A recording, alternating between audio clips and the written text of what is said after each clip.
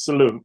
I pledge allegiance to the flag of the United States of America and to the republic for one nation, under God, indivisible, with liberty and justice for all.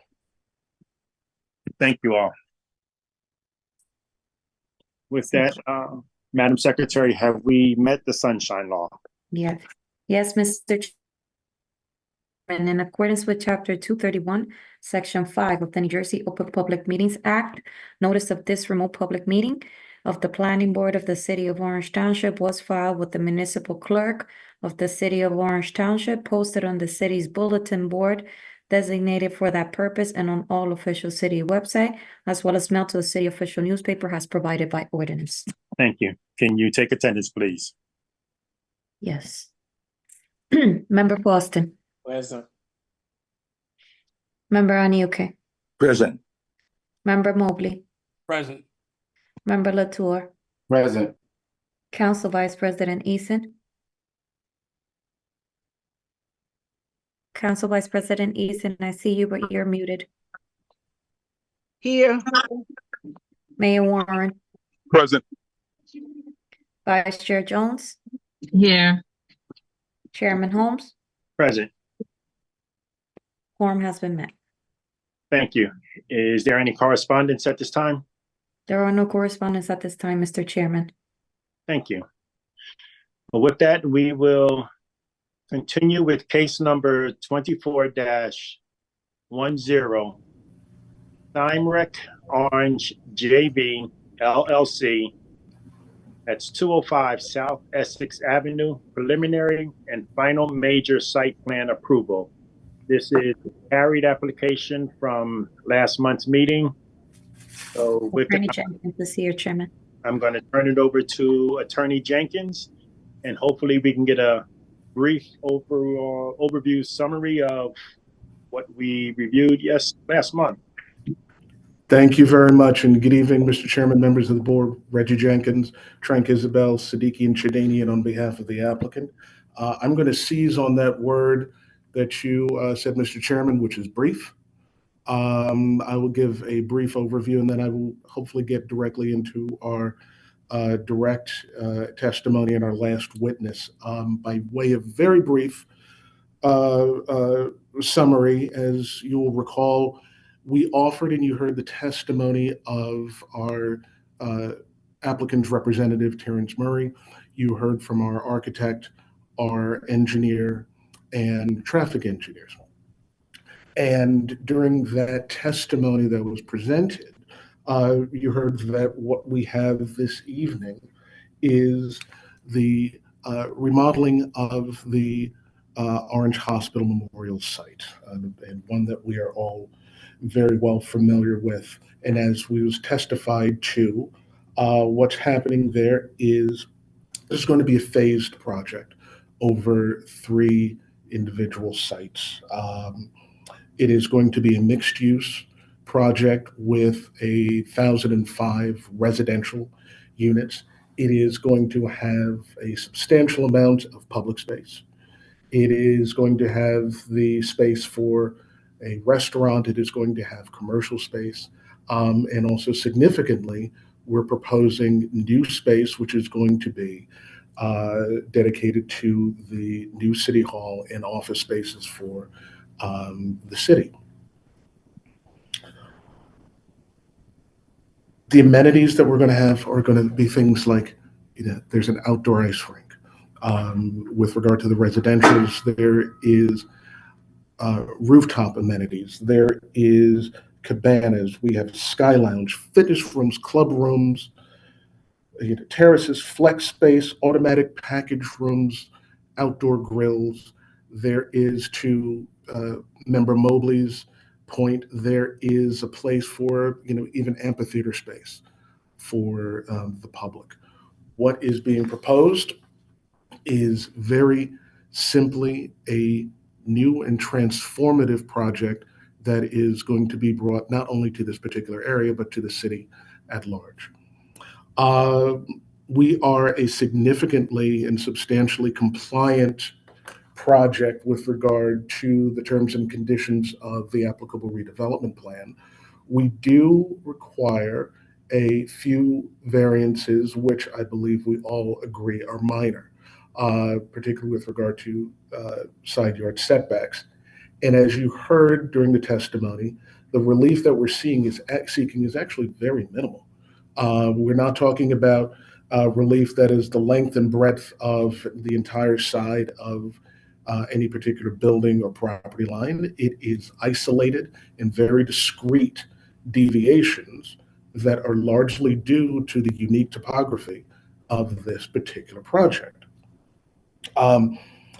During the last hearing, one of the comments that was made was with regard to one area around the proposed area, and could we install safety bollards?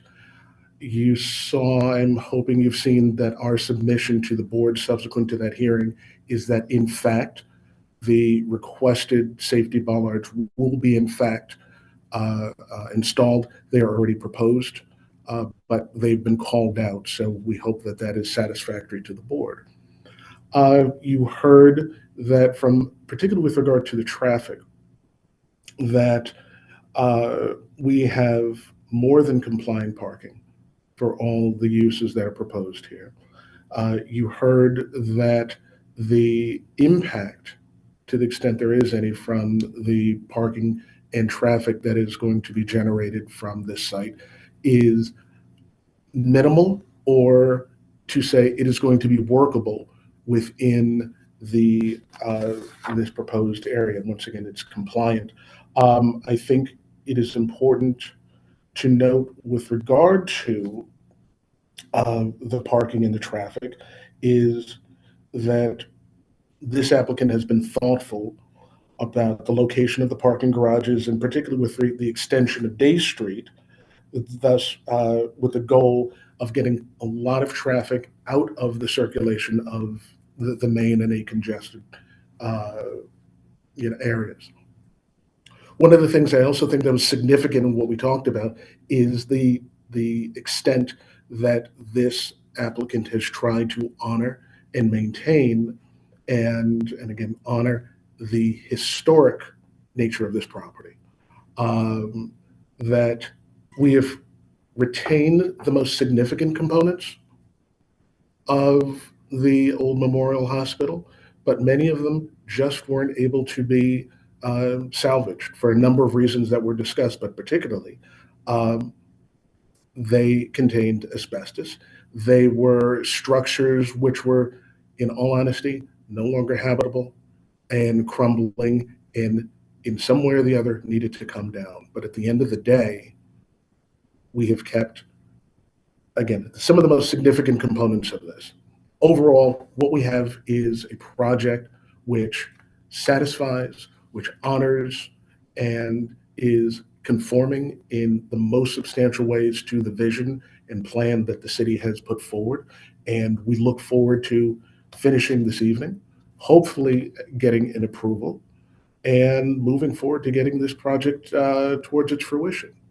So with that, Mr. Chairman, I'm going to stop my summary, which I hope was brief enough. I have one last witness this evening, which is our planner, who, as I always say, will wrap things up in hopefully a nice tidy bow, and we'll take it from there.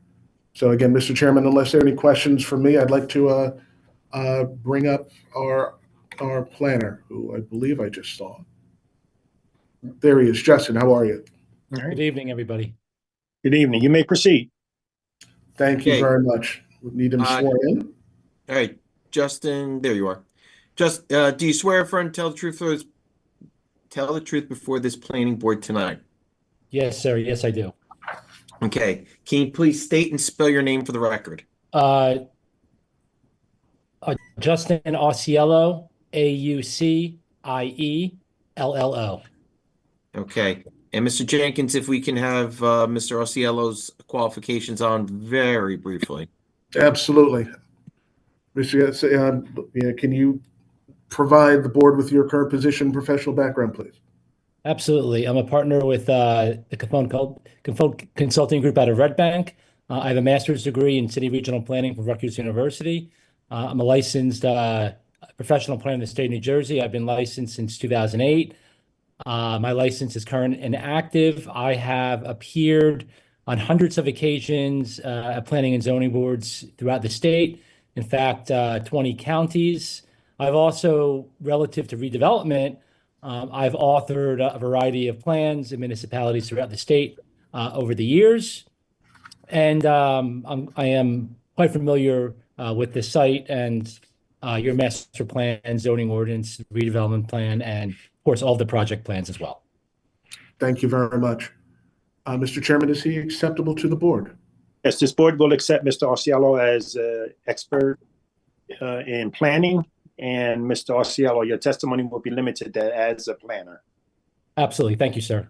Thank you very much. So, Mr. Auciello, I'm just going to wind you up and let you go. Can you describe for the board what you have reviewed in connection with this application? You heard and you're familiar with the relief that is being sought with regard to that and those aspects of this application. Can you provide us with your professional planning testimony with regard to the conformance of this application, and specifically speaking about the relief and the justification for the variance relief that we are seeking this evening? Yes, absolutely. So good evening, everybody. I think it's prudent for me to just give you an overview of kind of the scope of my study and also the way that I like to proceed through my testimony. Of course, I've reviewed all the project plans, the engineering, the architecture, the traffic study. I've reviewed all of that importantly in the context of your master plan, of your zoning ordinance, of the Central Orange redevelopment plan.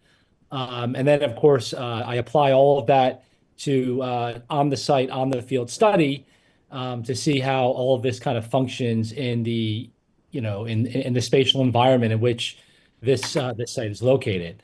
I'm first going to kind of give an overview of the overall planning points, and kind of from a planning standpoint, the reasoning why I feel this redevelopment project is most appropriate for the site.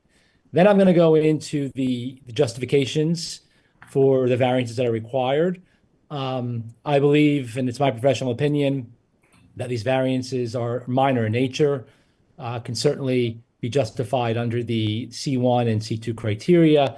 And then I will finish off lastly with the positive and negative criteria, which is the statutory requirement for the grant of variances. So overall, it's my professional opinion that this is a beloved site in the community that has been in a poor condition for decades. As Mr. Jenkins has said in his opening, and also as you've heard from all the other witnesses at the last hearing, we are looking to do justice and honor this site through the plan that's in front of you this evening.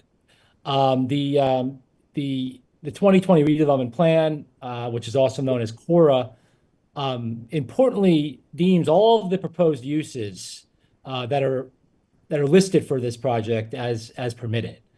And that's important because from a planning standpoint, what's proposed is something that's already been envisioned in the context of the CORA. We're not asking for anything. We're not asking for use variance relief. We're simply asking for uses that have already been envisioned by your planner, who's done a tremendous job in drafting this plan. And through the course of that plan, that the city or the township has made a determination that this area is in need of help.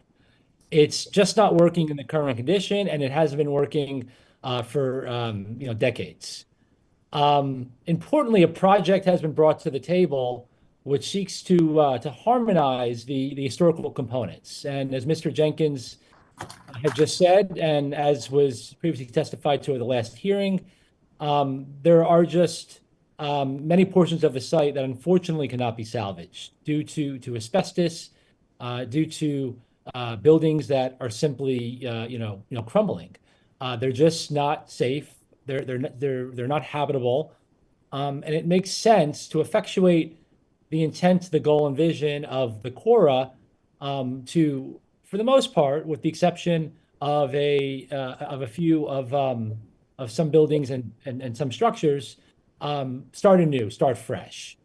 And this plan is really simply seeking to provide the city with the vision that it's seeking. And that vision, as stated by the Cora, is to provide for a vibrant, walkable community with a variety of housing choices and mixed uses, streetscape improvements, and simply to improve parcels that are certainly in need of a massive overhaul. And in District C, in which this site is located, is to encourage exactly what's being proposed. That's mixed use. That's supportive to nearby transit. We've maintained, as you had previously heard in the previous testimony, significant aspects of the hotel property have been saved, and the plan, which has gone through a long process, has made many attempts to utilize as much of the historic elements as possible. Importantly, from a spatial perspective, it's my analysis that what's proposed fits within the area and the context of the site, and certainly meets the spirit and the vision of the Cora, with the variety of uses of public spaces, new city hall, and the amenities that are varied, the outdoor icing rink, the rooftop, and also the various choices that are going to be made for with the storage and all of that for the residents of the building. I think from a planning standpoint, this is a unique element that's being brought to Orange. It's certainly, my opinion, will be a boon to the area, and the transformation which is something that planners, we always look for transformative projects to be a catalyst to not just change the site like this site, but also to have an impact on the surrounding properties, to bring people into the community, and with the hope being, and this is exactly why we plan, with the hope being that these new residents are going to be, valued member of the community, and also they're going to support the greater community, the nearby shops, the nearby commercial uses, and also hopefully spark redevelopment in other areas of the Cora as well. So it's my professional opinion that variances are minor, and I'll be getting into them shortly, and the justifications are clear for the relief that is required. As Mr. Jenkins had said in his opening, and also as you heard from prior witnesses, and especially the site engineer, there's minimal variances that are required. It's my opinion that they're justifiable under the C1 and C2 criteria. C1 being a hardship, which relates to the existing layout or the boundaries of the site, and the C2 being the public benefit, or a better zoning alternative, or I guess in other words, what value, if the board so choose to grant the approval for this application, what value does this bring to the community? Okay, and importantly as well for context prior to getting into the variances, is that the deficiencies are not site-wide. They're isolated. So when I talk about a setback variance, I'm not talking about an entire setback violating the ordinance. I'm talking about one little portion of the site of the building.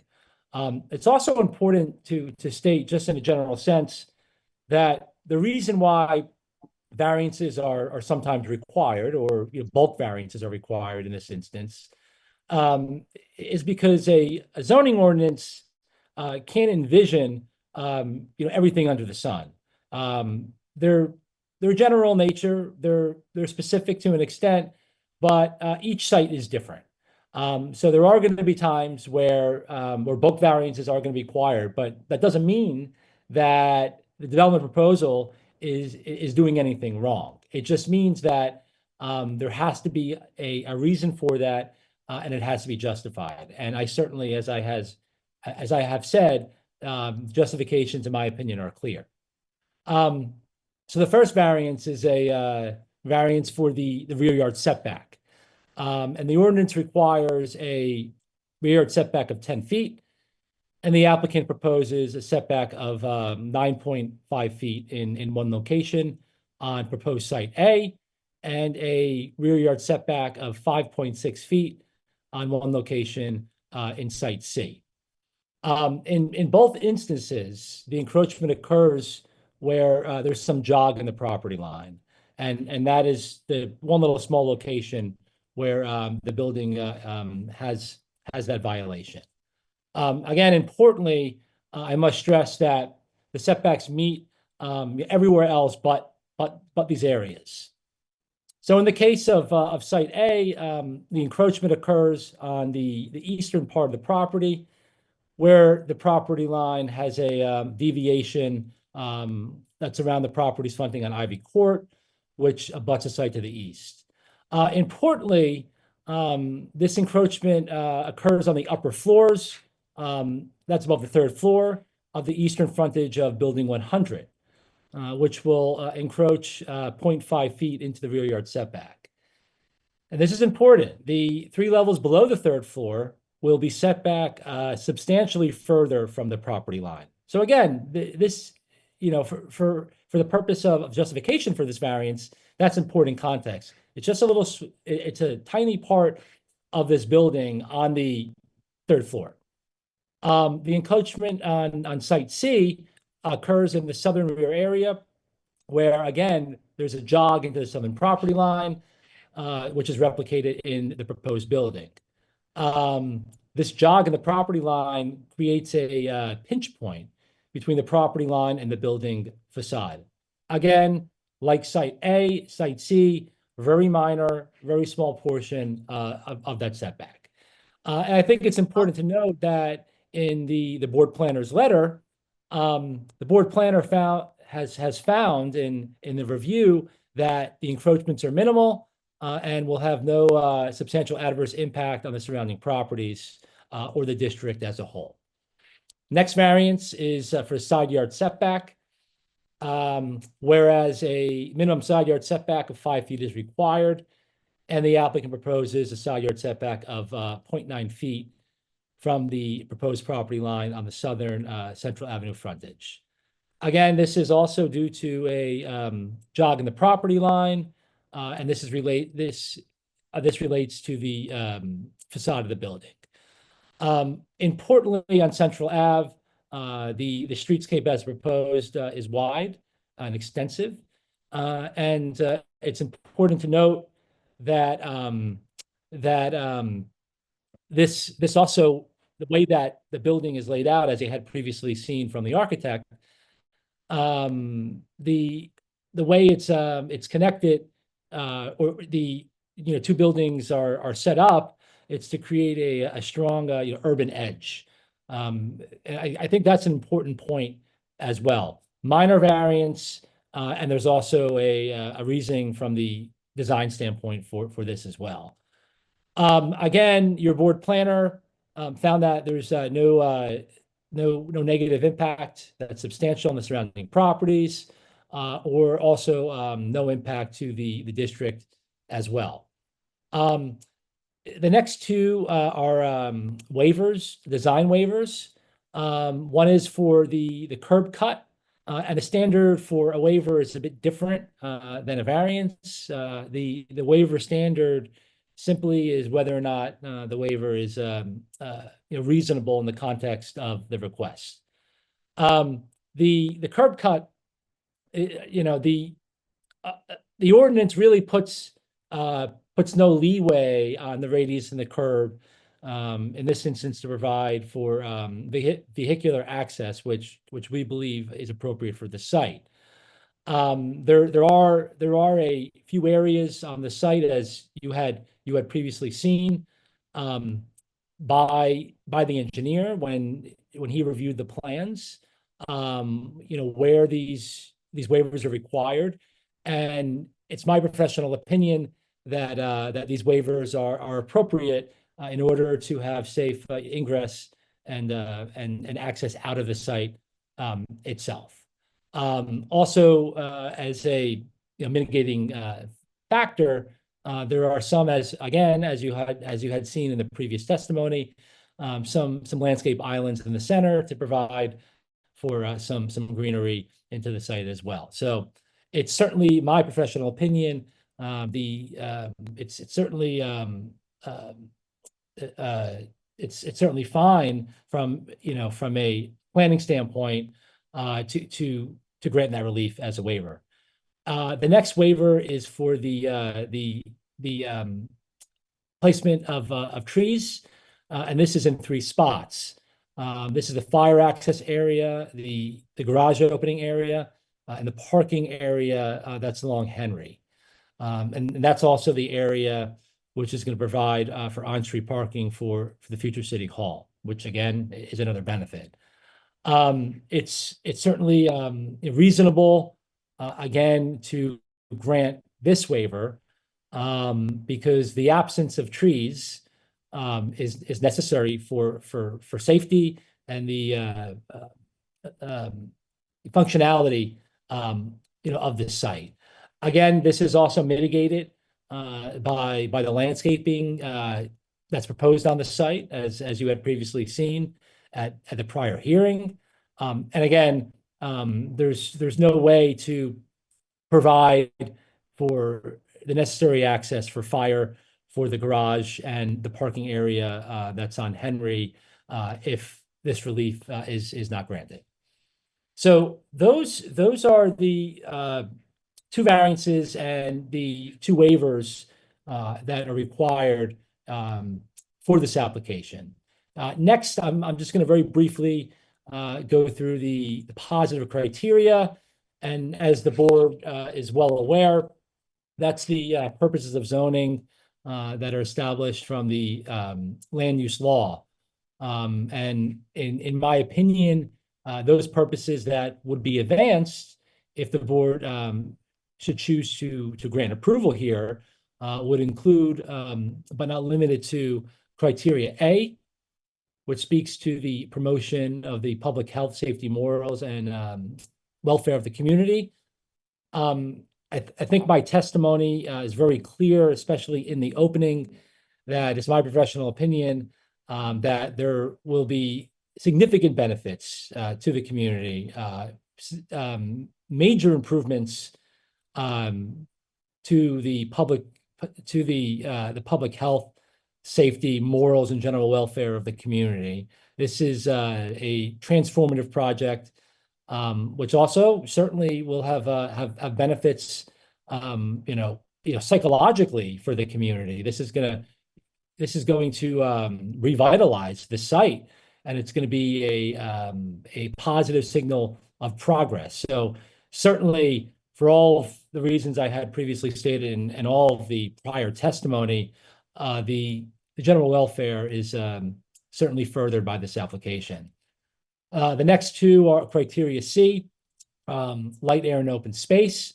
That's C, and G, to provide for sufficient space in appropriate locations for a variety of uses, both public and private. As is clear with the minor variance relief that's required for the setbacks, the relief that's required for the waivers. Certainly, this site has been developed substantially in conformance with the Cora plan. No excessive building coverage, no excessive height, no excessive setback variances. The dimensional aspects of this proposal certainly meet the bulk requirements for the most part, with a few exceptions, obviously, of the Cora. And I think from a planning standpoint, that really speaks to the care and respect the applicant has put into developing or designing a project that is going to provide for adequate light, air, and open space, and sufficient space to accommodate all these uses. Importantly, both public and private, because they're not just going to be private benefits; they're going to be public benefits. Do you have cash? I don't know. I don't think. Can you hear me? I'm hearing some feedback in the background. Yeah, Justin, just keep going. Okay. The next purpose is H, which speaks to the promotion of the free flow of traffic.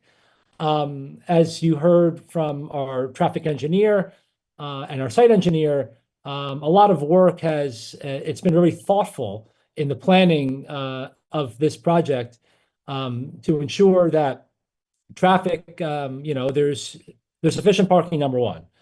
That's really part and parcel to the ability, to get cars, in and out in a proper way, and also to accommodate the residents and the visitors to the site as well. But importantly, as Mr. Jenkins had also said in his opening, there was much care that was placed or undertaken to ensure that that one parking garage is in an area that can properly get cars in and out, which will not wreak havoc or congestion on roads that are already congested. So I think the applicant has made it clear through its actions, not just its words, that that care has been undertaken to promote the free flow of traffic and to limit congestion or blight. And lastly, criteria I, which speaks to the visual environment and creative techniques of good civic design and arrangement. I think it goes without saying that what's proposed is bringing great curb appeal to the community. Very desirable architecture, very attractive architecture, as you saw from the architect, and also what it fits in here that with the retention of a building and the iconic smokestack of the site also brings the historic elements, which I think from a planning standpoint really seeks to again harmonize with the Cora and be respectful to the historic nature of this site. Even though, of course, as you had previously heard, there are just many parts of the site that just cannot be salvaged, for many reasons. So that's the positive criteria. The next and the last part of the testimony is the negative criteria. And the first element of the negative criteria is the substantial detriment to the public good. And it's my job to prove that the grant of these variances will not present a substantial detriment to the public good. Again, I don't want to belabor the point, but the variance relief, as I had gone through, is minimal and justifiable as was stated in my testimony. The amount of parking, we don't need a variance for parking. We're meeting the parking requirement. All uses and the density are compliant. Again, the applicant has taken measures from the historic element standpoint. Workable traffic plan, no negative impact there. The addition of the bollards, which had been suggested at the prior hearing, we will provide them to enhance safety on this site. So for all of those reasons, it's my professional opinion that if there are any detriments, and again, the reason why the law says that they must be substantial is because two reasonable people can disagree whether something is detrimental. But certainly, it's my professional opinion that they're not substantial in this case. And lastly, there's a showing of whether or not grant of this variance will be a substantial detriment to the zone plan and the zoning ordinance. Again, it's important when we look at the Cora, this district in which the site is located, the intent and the vision, all uses are permitted. And that really goes to the heart of whether or not the grant of these variances will fracture the intent of the zone plan. In fact, the proposed plan is less intense than what the Cora contemplates for the site. This application vastly carries out the spirit and intent of the plan, and this brings me back to the requested variances. They're not related to the site programming or the critical mass of the site.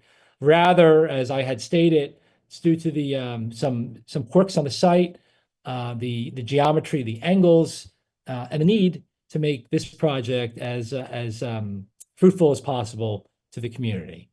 So with that said, I certainly think that the benefits of this project, of this proposal, of the variances that are required, certainly outweigh the detriments. That concludes my testimony. I would be happy to take any questions. Mr. Alciello, thank you very much. Mr. Chairman, at this point, I don't have any further direct questions of Mr. Alciello at this time. All right, then I'm going to open this up to any of the board members that have any questions for Mr. Alciello. Any board members? If I may, Chair. Member Latour? Yeah, I want to say thank you for your testimony. Thank you, Chair. So I'm looking at the ballot slide. I don't know if the proposed placement of the ballot are those temporary ballots proposed? I'm sorry, did you say temporary? Yeah. No, those are proposed to be permanent. Because from what I thought, this was supposed to be a throughway for the fire trucks, but I think it's blocking the way. What I was thinking was the ballot to be on the side, not blocking the way for the safety vehicles to go through that route. Yeah, I mean, they are removable. Okay. So, yeah, to your point, the way they are designed, and as I've stated previously, is that the installation of any of them would be in conformance with and would be mindful of any concerns that the fire department may have with regard to any ingress and egress that they need. So, but what is being proposed is and I believe it was your original point, for the safety in that immediate area of the proposed restaurant.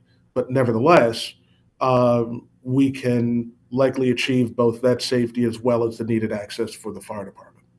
Yeah, that's my concern. I want to make sure that the proposal actually infringe on the fire trucks getting access to in the event of an emergency. But at the same time, as you stated, I want to make sure that the public safety is also thought of. Okay.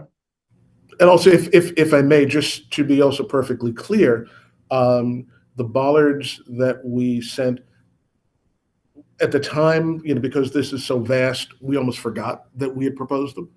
But those were always there. Okay. And therefore, as designed, I believe it already fits into the fire department's calculus of what they need or don't need. Nevertheless, this is at every stage a collaborative process. So if they work, that's great. If they don't work for any reason that the fire department needs, obviously we're going to defer to them. Correct. Okay. My follow-up question is, the remaining buildings is a smokestack and the proposed city hall. Is that correct? Correct. Okay.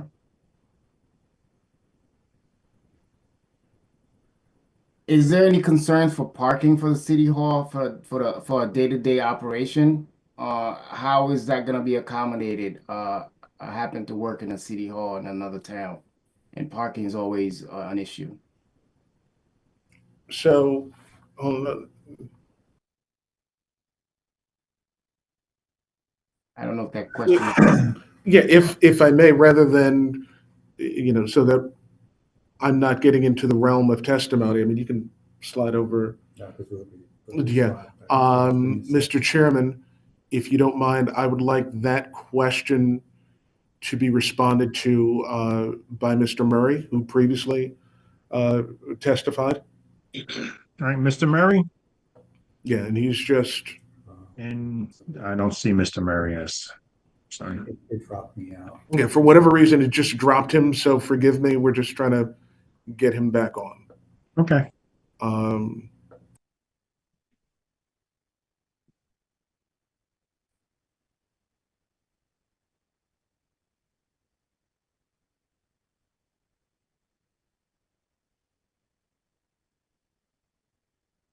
And Mr. Jenkins, Attorney Jenkins, forgive me. Yes, sir. Attorney, while we're waiting for Mr. Murray to get back on, I thought the building next to the smokestack was remaining.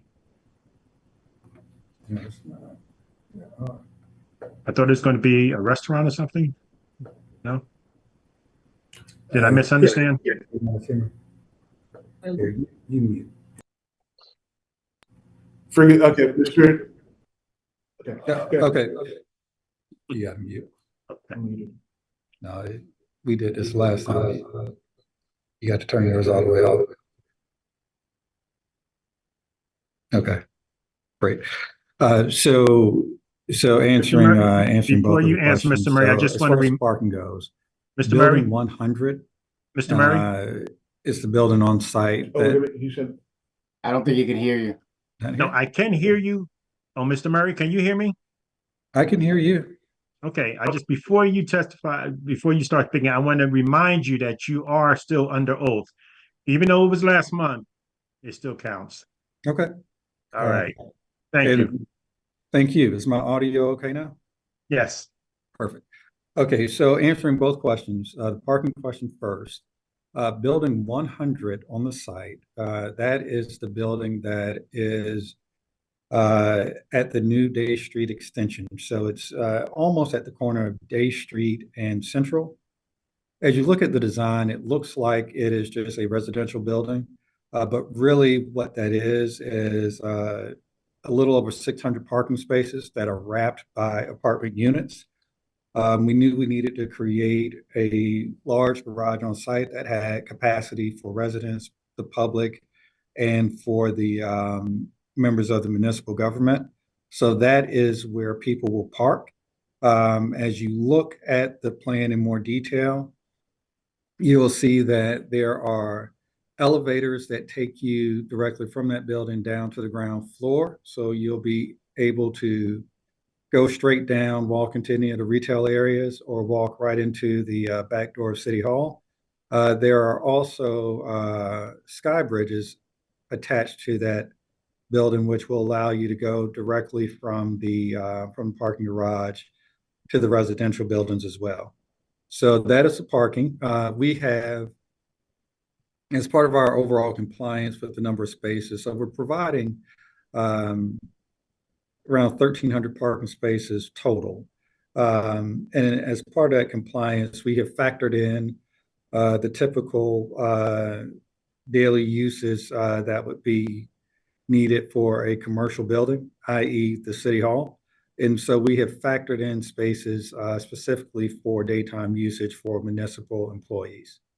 So that's the parking and how that works. Before I move on to the question about the smokestack, did I answer your question fully about the parking? Yes, just before you move on, I want to make sure if there's going to be mixed use parking, specifically for the municipal building, I'm sure there's gonna be proper signage, pointing the public. Absolutely. Okay. Absolutely. I just wanna make sure it's on the record. Yes, thank you. Yes, absolutely. Yep. And so then the second question, as we talk about the smokestack or the boiler house, what we're talking about is in total the combination of the physical smokestack itself and the building that stands, directly next to it. So the smokestack itself, yes, will be saved, and that building next to it will be where the actual restaurant is housed.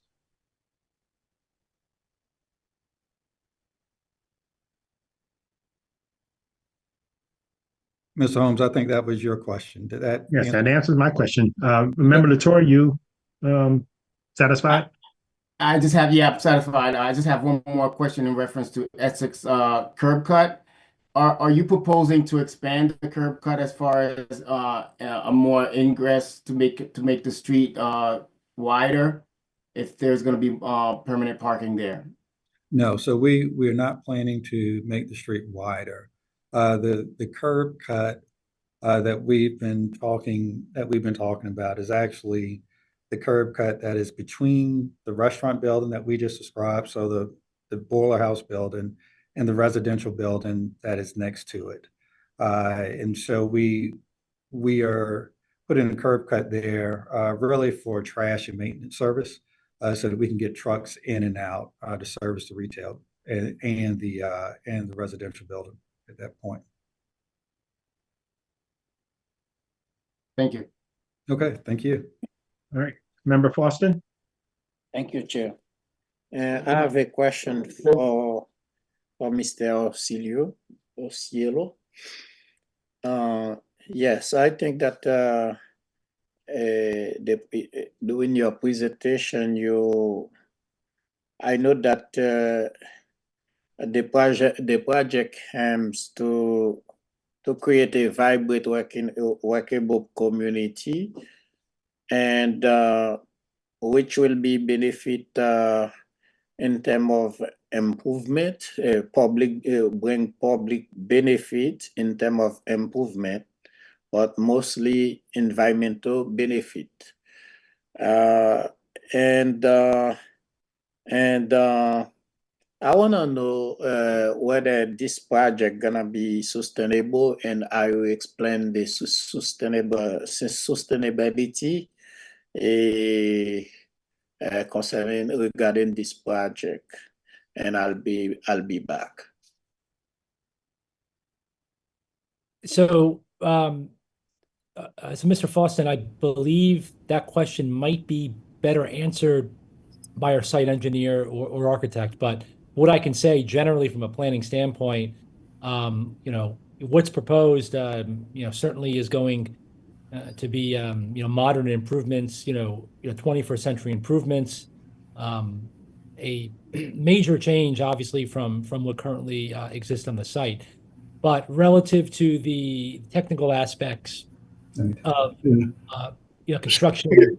Actually, if I can interrupt you there rather than speculate, I think that might be a better question for both Mr. Murray and then, as necessary, our engineer. Is that acceptable, Mr. Chairman? Yes. Okay. Yes. Mr. Murray? So again, that's actually a two-part question. I'll start with the existing conditions of the site. Briefly, part of what we're doing is one, removing all of the asbestos-containing materials from the site. So that is, we've touched on that a few different times, but when you walk into those buildings, just because of the last 20 years of neglect, what you have is a condition where the ceilings and the walls are, for lack of a better way to describe them, decomposing in place. And so what you have to do first is remove all of that asbestos containing material that could potentially become airborne. So that is an improvement first in and of itself. The parking lot on the west side of Essex, we've done some initial soils testing, and there is definitely historic fill there. And that is a general term that means there's a lot of old stuff that was thrown under the dirt. It was a fairly common construction practice years ago as people were building on sites. What they would do was bury debris at some place on site and simply pave over it. So we have factored in and budgeted in digging all of that stuff up and removing it to the extent necessary with further testing. So that is a environmental improvement to the site in and of itself. And from a sustainability standpoint, everything we do at my firm, we build to lead standards. That's just part of our ethos. So this will be a lead project throughout. And so what that means is not just walkability, but materials, energy efficiency, et cetera, have been and will continue to be planned into the site.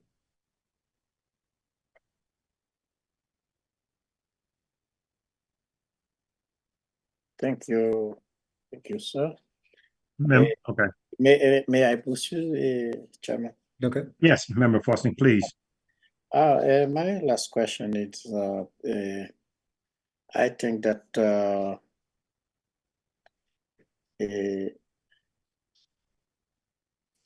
this building gonna create jobs in the town, or what, do you have an idea how many jobs that building gonna bring to the town?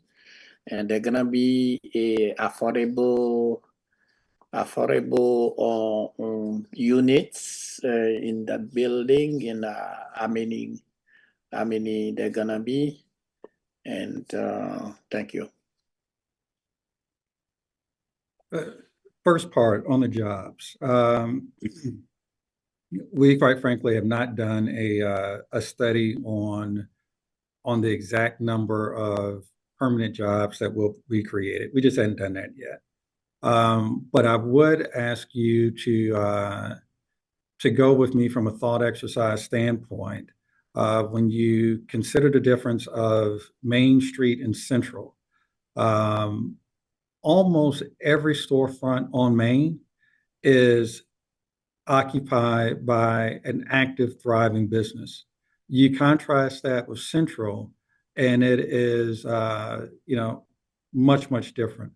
My thinking is that part of the viability and the vibrancy of Main is influenced by not just the train stations, but the fact that you actually have people living up and down Main in modern housing. So modern apartment buildings have been built up and down Main over the years, and I think that continues to pump people down to the street level to spend money in those businesses. With the Day Street extension and the placement of our parking garage, we will be effectively pushing 1,000 new people up and down Central. And I can only imagine from a thought exercise standpoint that will be a benefit for the businesses and the storefronts along Central that will then create long-term permanent jobs. So that is the thought, and that is the hope. And I think it's a somewhat plausible connection of how bringing new residents into the area will affect just demand for businesses. So that is, where our thinking is. Now, the second part of that question is we've programmed nearly 70,000 square feet of non-residential space into the overall development. I call it non-residential space because we are really leaving that open to think about what it is, how it's activated, what businesses work best over time, and where we can have the most impact on the community. So having City Hall move over to anchor our development and take, plus or minus 25,000 square feet is obviously huge for us in creating daytime activity at the site. And that, at a bare minimum, pulls in businesses that want to serve the employees of the municipal government. But then you have another 35, 40,000 square feet of space to think through and program. And so we think that just with the sheer scale of the site, we should have really good interest. But I don't want to say today that it will be exactly this or that, and there will be exactly this number of jobs. But I think there's just a fantastic opportunity to change Central Avenue and the rest of Orange. Thank you, Chair. Thank you, sir. You're welcome. Are there any other questions from any other board members? Oh yeah, thanks for that.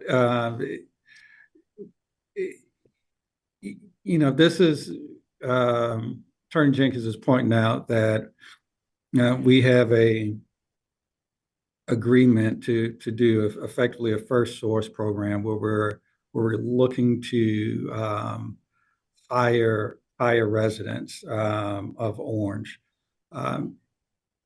and so those types of programs are somewhat common throughout the country, and sometimes they're successful and sometimes they're not.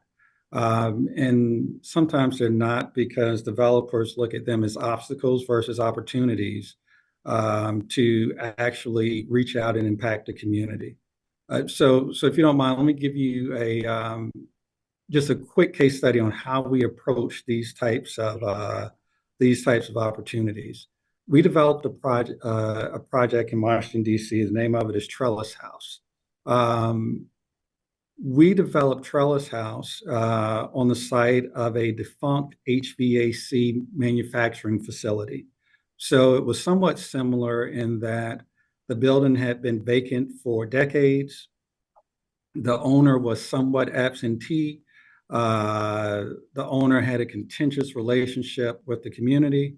And as we got into the site assemblage, when we sat down with the owner, what we actually figured out was that it was really a legacy issue for this owner. He was an Indian immigrant, came to the country, classic American story, no money in his pocket, and he built a business.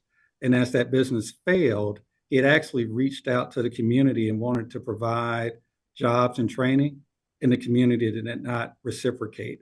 So what we took the opportunity to do was create a job training program for HVAC technicians in Washington, D.C. We funded the program fully. We partnered with the University of D.C. to administer the program. And what we did is we limited the program to Washington, D.C. residents who live within half a mile of the site.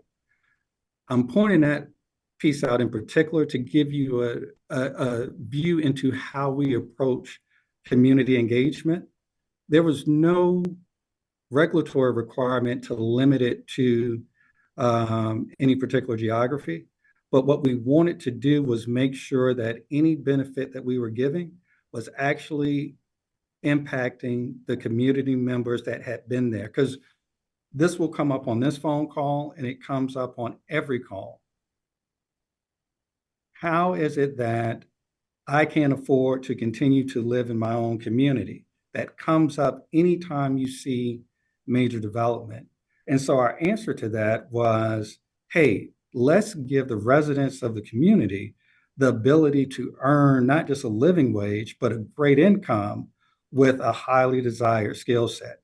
And so again, we funded that program. We trained over 50 people, got them jobs in HVAC, and it was dedicated to people in the community. Long-winded answer to right now, I don't know what the actual applications will be for the city of Orange.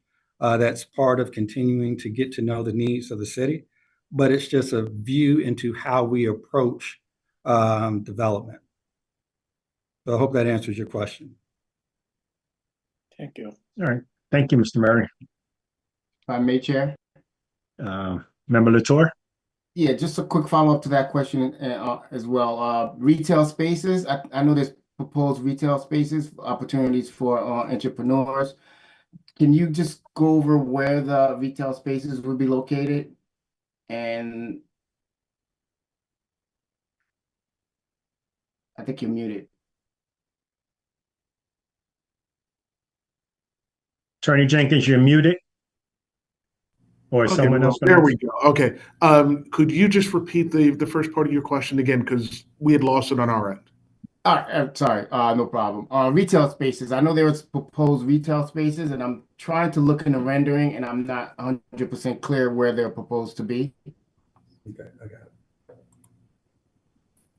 got it.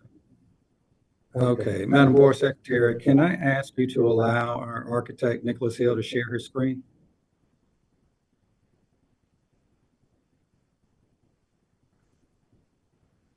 And I asked in the light of member Anyeke.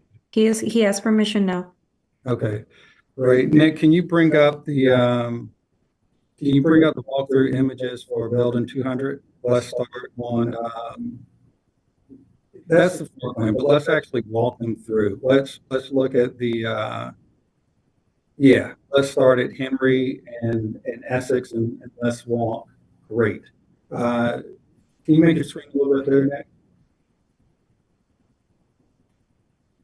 Great. Okay, so what we're looking at is what we call Building 200. This is an overview. Building 200 starts at the northwest corner, right there, Henry and Essex. And you walk, I guess, south along Essex to Central. The retail that we're referencing is primarily in the ground floor of the buildings that you're looking at. And of course, Mary Austin Hall, which is over on Henry. So Nick, can you take us down to the corner of Henry and Essex? Perfect. So from a pedestrian standpoint, as you're walking from the train station, your first experience with the site will be this lobby, this public lobby here at the corner of Henry and Essex. One, just so you know, from a safety standpoint, we purposefully do not have benches or seating areas, taller shrubs, anything on this corner, because we want people to have very clear sight lines as they approach the site.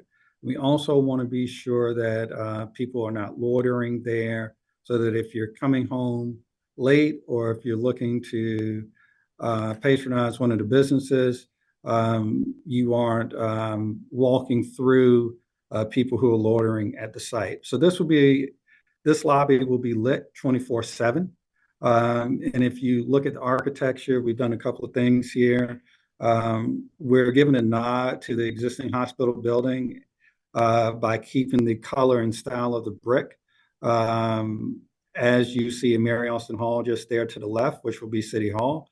So we carry that brickwork all the way around the exterior of the site. So for the buildings going up Henry and for the building going all the way down Essex on both sides, we carry that same brickwork. So thank you, Nick. So the retail really starts right here at the corner of Henry and Essex, and it goes all the way down Essex as you approach the boiler house and the smokestack, which will be the restaurant. And so as you look at the restaurant, what you have is about 3,600 square feet of ground floor space with the potential for mezzanine up top. And what you're looking at just to the right is an outdoor seating area that can accommodate about 65 people from a seating standpoint. And then, Nick, can we scoot just a little right? Do we have that image where it shows kind of the walkthrough? Perfect. And so what we're programming in here, and they're the bollards, just because they came up last week. But what we're programming in here is the idea of where you see this ping pong table in this little white area, is the ability to bring in food trucks, ice cream carts on special occasions, so that you can have different types of activation of this area.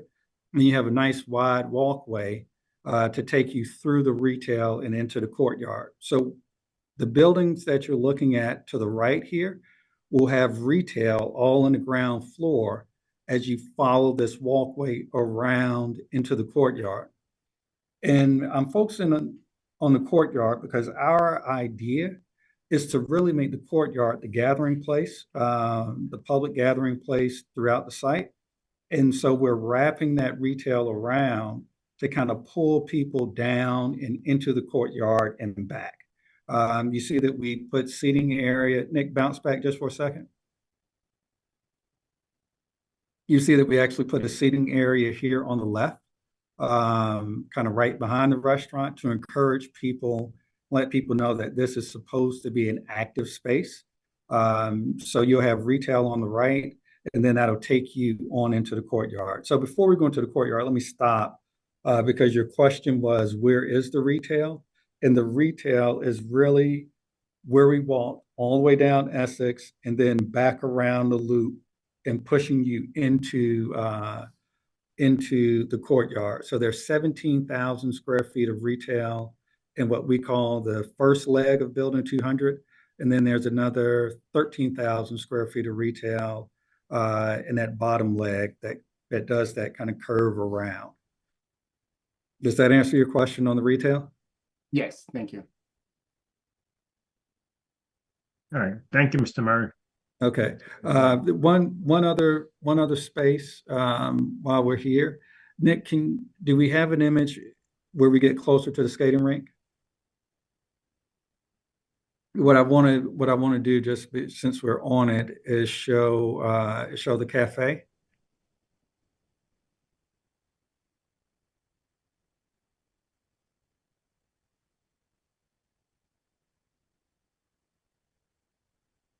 Yeah, I'm sorry. That's technically in Building 300. Great. So right there, Nick, if you can make that image a little larger. That's another one of the retail spaces that we programmed into the site. And so I kind of jokingly say, or half jokingly say to everybody who looks at this that no, we are not planning a Starbucks at the edge of the skating rink, but we do have this planned as a cafe that will service people that are here for skating in different events.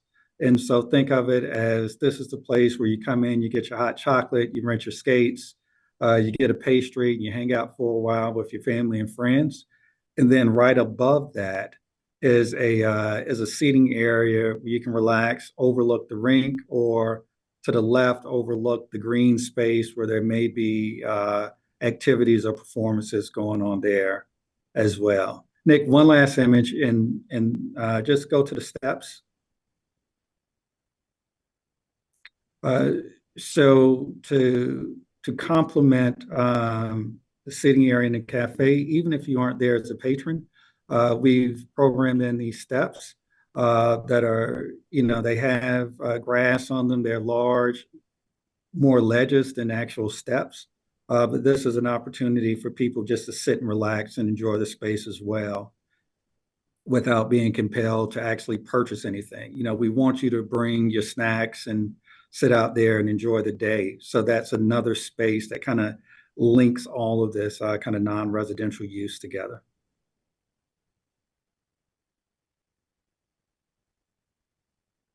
Thanks, Nick. Thank you, sir. All right, with that, we're going to move to the board professionals. And I see John. Are you ready? Yep. Excuse me. Yes, thank you. Mr. Wenzel. John, didn't we? Wenzel, there you go. John, didn't we? Okay, we'll swear you in again. No, I don't believe we did last time. No, we Okay. didn't. Okay. Do you swear affirm and tell the truth for the planning board tonight? Yes, I do. Okay, go ahead, John. Thank you. Excuse me. Good. Oh boy. Good evening, everyone. Sorry about that. Apparently, I had all day to get warmed up talking, and we still false started anyway. As you heard from the the applicant's summary, the testimony at prior meetings, as well as today. They've presented a well thought out and thoroughly designed application. Along with all that, there were also 2 technical review committee meetings where the application was reviewed and discussed, and various points were refined. And so along with all the plans presented, I also reviewed the various reports, including the environmental impact statement, the traffic analysis, and the stormwater management plan. And I'm in agreement with the conclusions provided in that, and that they are performed in conformance with the applicable regulations and standards of the industry. And that's really about all I have, unless anybody has any questions for me.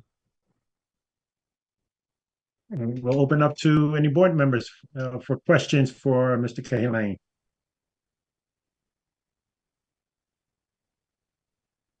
All right, John, thank you very much for your testimony. Thank you. And next up, we have Stephen Martini, who's in for Mr. Hazel. Good evening, sir. Good Right, evening. Steve, where are you? There you are. Okay. Do you swear, affirm, and tell the truth for this planning board tonight? Yes, I do. Okay, go ahead, Steve. Thank you. Thank you, Mr. Chairman and board. As we just said, Mr. Hazel cannot be here this evening, so I'm here in his stead. Just to reiterate a couple things, as mentioned in our review memo that was prepared, dated October 15th of this year. Just to reiterate that this site is located in District C of the Central Orange redevelopment plan. And as noted in that plan, the intent of this district is to encourage mixed-use transit supportive development with a significant residential component within walking distance of Orange and Brick Church stations. And this project does do that. As the planner mentioned, all of the uses that are proposed are permitted as it's being heard by this board. Something else I will note is this project takes advantage of development bonuses that are noted in the plan, specifically that they have provided 10% affordable housing and assembled a lot area that's 3 times greater than the minimum required. As mentioned, there are a couple of variances that are proposed. A variance for minimum rear yard setback, 10 feet is the minimum required, whereas 9.5 feet is proposed on site A and 5.6 feet on site C. And a minimum side yard setback of 5 feet is the minimum required, whereas about less than a foot is proposed on the southerly Central Avenue frontage. And then there's a couple of design waivers for a curb cut and placement of trees. As mentioned in our report, all of these variances are de minimis in nature and are mostly due to the irregular shapes of the lots within this project site. Regarding the applicant's planner testimony, it's my professional opinion that the planner's justifications provided are sufficient and that he met the positive and negative criteria for the C2 variances and the C1 variance sought. I'll just end with, I have one clarification I ask of the applicant. Given that this project scale and that there's multiple buildings, which will the project be phased, and if so, what component or site or building would be built first, and if they just tell us subsequently will be second and third and so on. And that concludes my testimony. Thank you.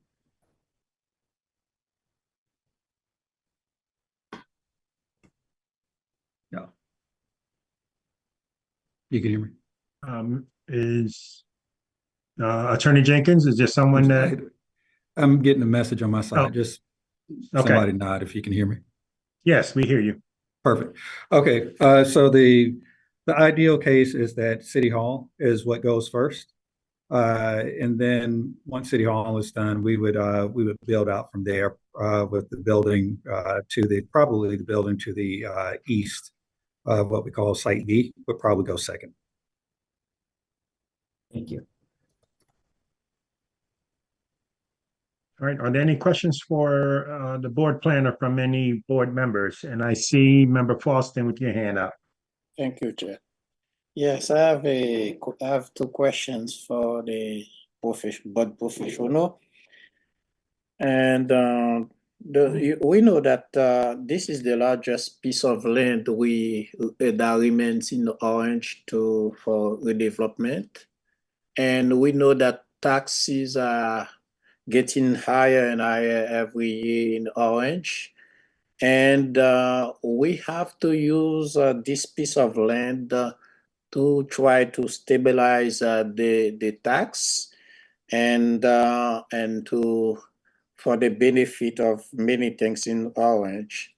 And my first question, and for my professionals, whether they think that this particular project will help reduce the cost of the taxes that's increasing higher and higher every year. This is my first question. The second question, and for a 1,005 units, and for example, if 400 people, 400 units have 1 or 2 kids, we have more than 400 kids that's going to the school. And are we ready to receive more 500, 1,000 more kids? Do we have space for them in the school system in Orange? And also, so are we sure as professionals? I know that the sewer system in Orange is very vulnerable, and you think that this mega project will be okay with our old system, sewing system? This is my question. These are my questions.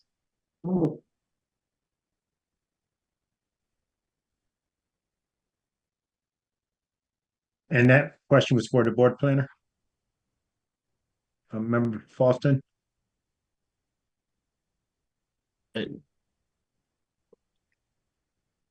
Well, okay, Attorney Wenzel? okay, there was a bunch of questions in there, and several of them, while important questions, I'm not sure that there are necessarily questions that Mr. Martini can answer with regard to taxes and some of the other pieces with regard to the school district.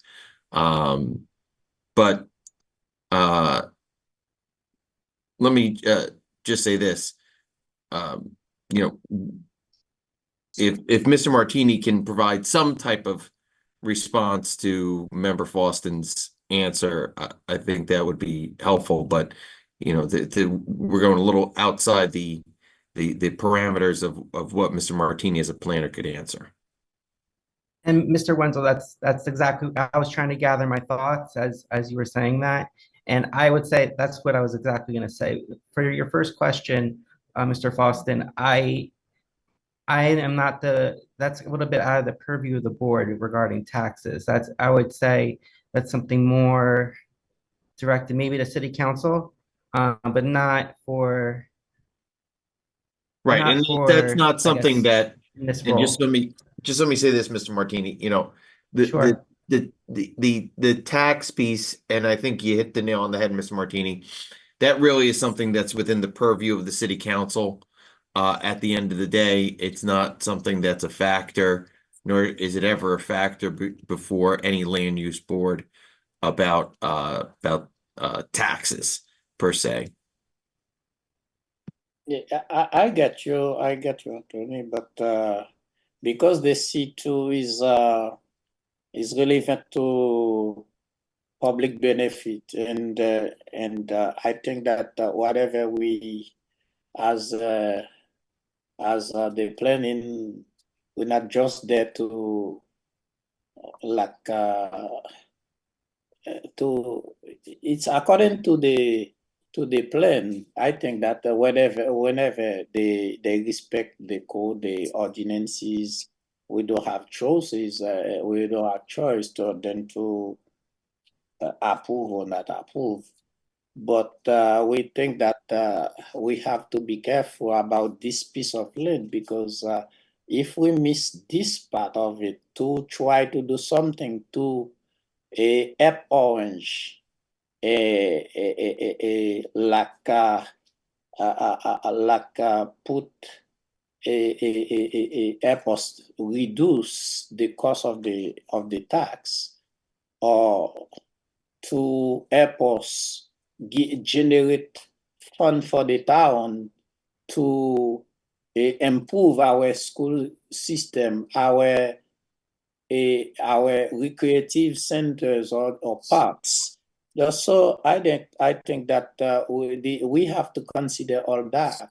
It's not just for this piece of land. It's not just a building. It's not just a project come with a building, but it's more than that. This is why I asked that question. Yeah, that's okay. So let's, we have to remember this. This is not a use variance situation. The use is allowed at that area. There are a few variances which the applicant's planner went over, which are appropriate for the board to consider. So, while there, obviously this is a larger project than some of the ones we've had in the past. Nevertheless, it's one in which there is already the use of it is already approved. So I understand the points of where the concern may be, but the fact of the matter is that the project itself is within the planning parameters. So what they do in terms of generating other things, that's already been accounted for in essence by virtue of the planning that has been done to establish the zone. And just this one other piece, the just as maybe the board, to refresh the board's recollection, before these matters come before the board, we do have a technical review committee meeting where myself, Mr. Callane, Mr. Azell, and various members of City Hall administration, the water, we have once again engineering, we invite the Board of Education, the police, the fire. So all of those entities have an opportunity to comment. And before it gets to you, all of those entities have an opportunity to comment and be heard. So a lot of that has been reviewed at that level to ensure that it's within the parameters of the zone. That is probably the best way to explain what the parameters are for this particular project, that it's a use that's approved, and it is been the consequences of its building have already been considered in terms of the zone as well as through the technical review committee. All right, thank you, Attorney Wenzel. I think we're ready for public portion, because I'm all out of sorts right about now. Is that right, Madam Secretary? Okay, Yes, so with Chair. that, I'll entertain a motion to open the public portion of this application. Motion. I have a motion from Vice Chair Jones. Is there a Second. second? And a Second. second from Mayor Warren. Are there any questions on the motion? All in favor, say aye, raise your hand. Is there anyone that opposes the opening the public portion of this application? All right, seeing none. And for the sake of time, we're going to do this a little different. Each member of the public will have 2 minutes to speak, and you have 2 minutes to ask any questions, state any concerns. And at the end of all the public speaking, Mr. Attorney Jenkins, I'm going to ask that you take notes so that all the questions or your experts can answer any questions that come forth for the sake of time, because tonight we have a hard stop at 10:30. So, Madam Secretary, I'm going to ask that you help me. If you can call those that are in line, and I will start timing them. And with 30 seconds left in your time of speaking, I will drastically wave my hand so you know you have 30 seconds, and you will be stopped at 2 minutes. Mr. Chair, Councilwoman Easton? does our secretary know how to set the timer in Zoom? On the Zoom so they can see the time? One moment. So she can start each one? All right, if she's going to do that, well, we'll wait and see. Are you able to do that, Madam Secretary? I see you working. Yep.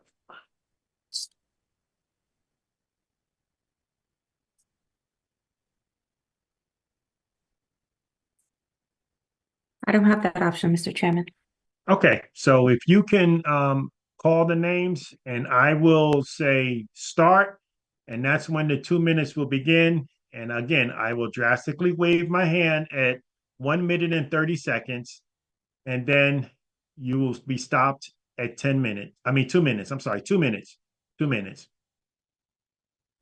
Okay, first it will be Danielle McMillan Bennett.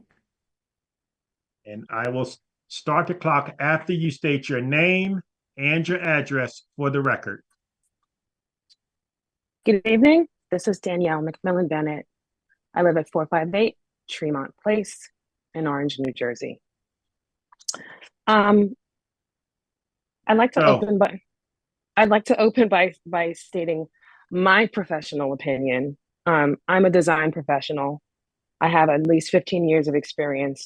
I've touched environmental, experiential, and a number of other mediums, touching festivals, museums, public spaces, as well as retail. And upon looking upon this project done by Niles Bolton Associates, Terrence Murray, I think while your firm, has received many accolades, I've looked at your portfolio, and the projects that have come from your firm are quite impressive. I feel as if, from my own professional opinion, that you all did not receive a proper brief to do this project justice. It is actually a shame. And while the design is good, and while I feel like lawyers should not be commenting on the quality of design, let's leave that to the professionals. Good design isn't good if it doesn't actually solve the problems in the community. This project is tone deaf, it misses the mark, and it disenfranchises a community. Why not, my first question, why not consider something that hits on education or medical or even within the technology space? This is New Jersey. We are a technology and medical hub. We already have partnerships through the school district with Rutgers University as well as William Patterson. In addition to that, I feel as if the true history of this site, the true history of this site is not being honored with the Radium Girls in this memorial site and the women who fought hard for equality within employment and workspaces. There needs to be something bigger and better. And so with that, I feel as if we need to revisit the site to consider all members of the community, because I feel like we were left out, especially when it comes to ice skating in City Hall. We don't need another City Hall. Thank you. Thank you. Mr. Chairman, Richard Martha. Good evening, board. Richard Martha, 740 McLaughlin Place. I want to piggyback on what Ms. Bennett said. about the community being left out in this process. And I think it's quite clear that the objectives of the developers are met with this plan. The objective of the administration seems to be met, even though I haven't really heard any public talks in recent years about building a new city hall. But I'm not necessarily against the idea. But what's missing is really the community component, and the solving of certain problems that we have and that we do talk about over and over in the city of Orange. What I would love to see at this site is to have a modern library built. It is close to the schools. It would make perfect sense, and it would finally solve this problem that we have with our old historic library, which really is, it's of course, it's a very important building, but I don't think it serves the needs of a modern style educational facility. So I urge you to go back, listen to the community, and see what else we can come up with, and see if the community's needs can be met in this project as well. And perhaps that would take a zoning variance where maybe you guys need to build higher for your apartments so that we can get some ground space back to put a library there, to put a healthcare, to put a health center there. Because once again, this, this site was a major economic hub 2 decades ago, and we want to get back to that. Thank you. Thank you. Before the next public person speaks, as you can see at the top of the screen, there will be a clock that is counting down, and I will still have my time to give you 30 seconds. Hello. James Right. Ward, Mr. Chairman. James Ward. Hi, can you all hear me? Yes. Yeah, this is James Ward at 743 Haxton Avenue in Orange, New Jersey. And I go. want to first say that I appreciate the design. I think this is probably one of the better things that's been proposed in the city of Orange. But with that, I want to piggyback off of what my other neighbors said. This was once the economic engine of the city of Orange. And what we're getting here is more housing. We're getting 1,005 units that is going to add strain to our schools. It's going to add strain to our streets, and it's not necessarily adding to the vibrancy of our community. I appreciate the givebacks of the city hall and some of the retail space. I have 2 questions very quickly. What is the LEED standard that we're looking for? Is it certified silver or gold, platinum? And can we get a variation on the materials in the complex? We know that the city is orange. We don't need everything to be painted orange. We need to learn from the mistakes of the well thought out buildings that were built in the 60s and the 70s and the 80s throughout this country that we now know of as projects. These things were designed and they were intended to be good places.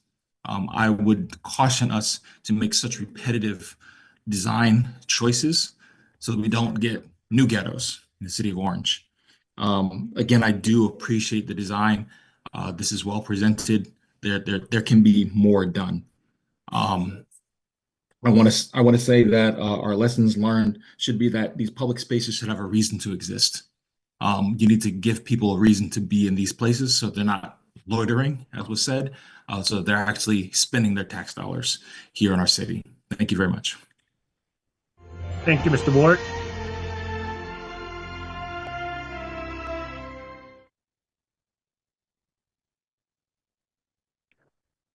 Next up. You muted, Madam Secretary. Oh, thank you. Patrick. Hi, my name is Patrick. Patrick, do you have a camera? All right. I'm not fully dressed. Okay. Yes, I do. Thank you. My name is Patrick. Live on 369 Berkeley Road, I just want you guys to answer the question somebody asked earlier about the sewage, the strain this is going to put on the sewage, and then the school. Those two questions, they were not answered. Please, can you help us out with those answers? Okay, thank you.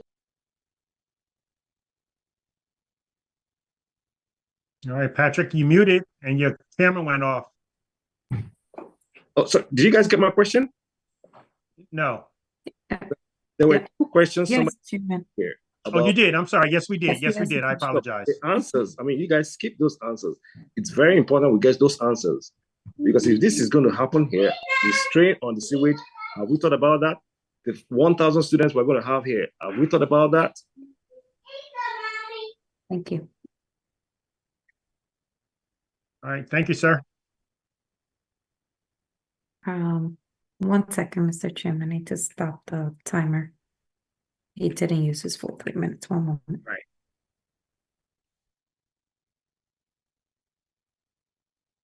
Okay, up next is Jody Lee. I'm sorry if I butchered the names. My apologies. It's Light on 219 South Essex Avenue. You said 219 South Yes. Essex? That's correct. Okay. And So, you can go. thank you. So I'm a 22-year resident of Orange. I'm a homeowner directly across the street from the site. I've also been practicing law for 45 years. Just because something is allowable under a redevelopment plan doesn't mean that it's wise or appropriate. This plan does not take into account the needs of the community. There's way too little retail space. There is not enough parking. The traffic study that showed that there would be no impact from adding 1,205 apartments and City Hall is questionable at best. We do not need a new City Hall on this site. What we need is more retail. We need a library. We need an urgent care. Mr. Ward's suggestion of building the buildings higher so that more open space is available is a very good one. The school, we know the answer to this question about the schools. The Oakwood Avenue School is already over capacity. And there's no plan for expanding capacity. We're already overtaxed. We're already, the school board could ask for more taxes, but we're already overburdened, so they're not. This plan does not take into account the needs of the community. Nobody's asking for a new City Hall. Nobody's asking for a skating rink. We've been asking for some security on site because there's prostitution and drug use going on, and this has been a real neighborhood concern. The first thing that needs to happen is the site needs to be secured. And I'd like to see some real feedback from the neighborhood. Frankly, it hasn't been solved. Thank you. Mr. Chairman, Nordia Gibbs.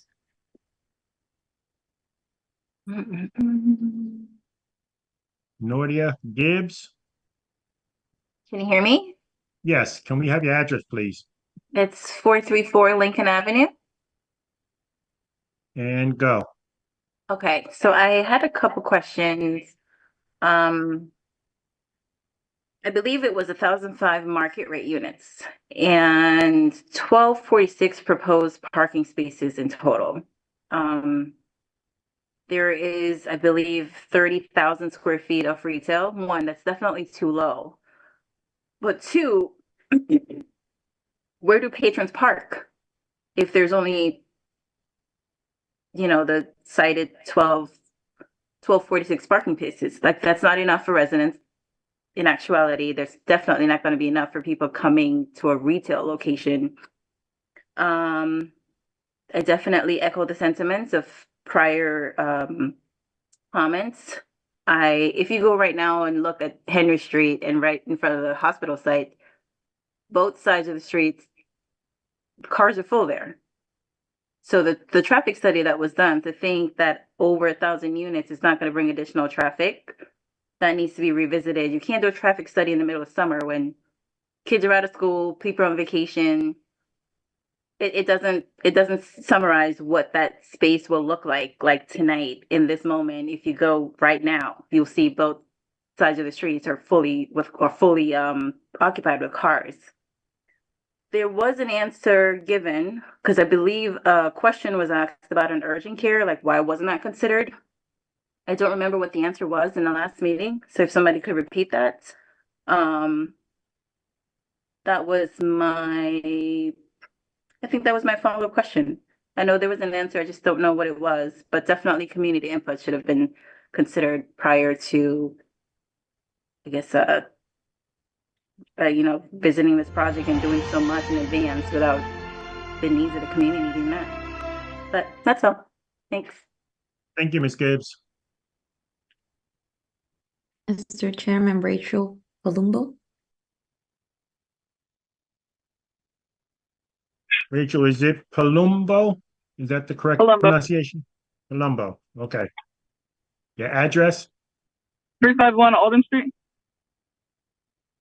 And you can begin. Thank you. I just wanted to start by saying I echo everything that was said by all of my fellow community members. I definitely agree that there should have been community input here. I believe it was Mr. Faustino who said that this is the largest piece of land left to be developed in Orange, and we have to take this serious as to what goes here. I understand that this proposition meets the requirements and all of that, but I think it needs to be looked at a little more closely, because as a taxpayer, I think anybody who lives in the city of Orange and wants to stay in the city of Orange knows we have a problem with taxes. The taxes continue to go up, and there's nothing really being done at a grand scale to help stop them from rising, to kind of keep it maintainable for us to stay here. I would love to stay here, but I mean, something has to be done at a grand scale. So I agree with what Mr. Faustino said about his questions, asking how is this going to impact taxes?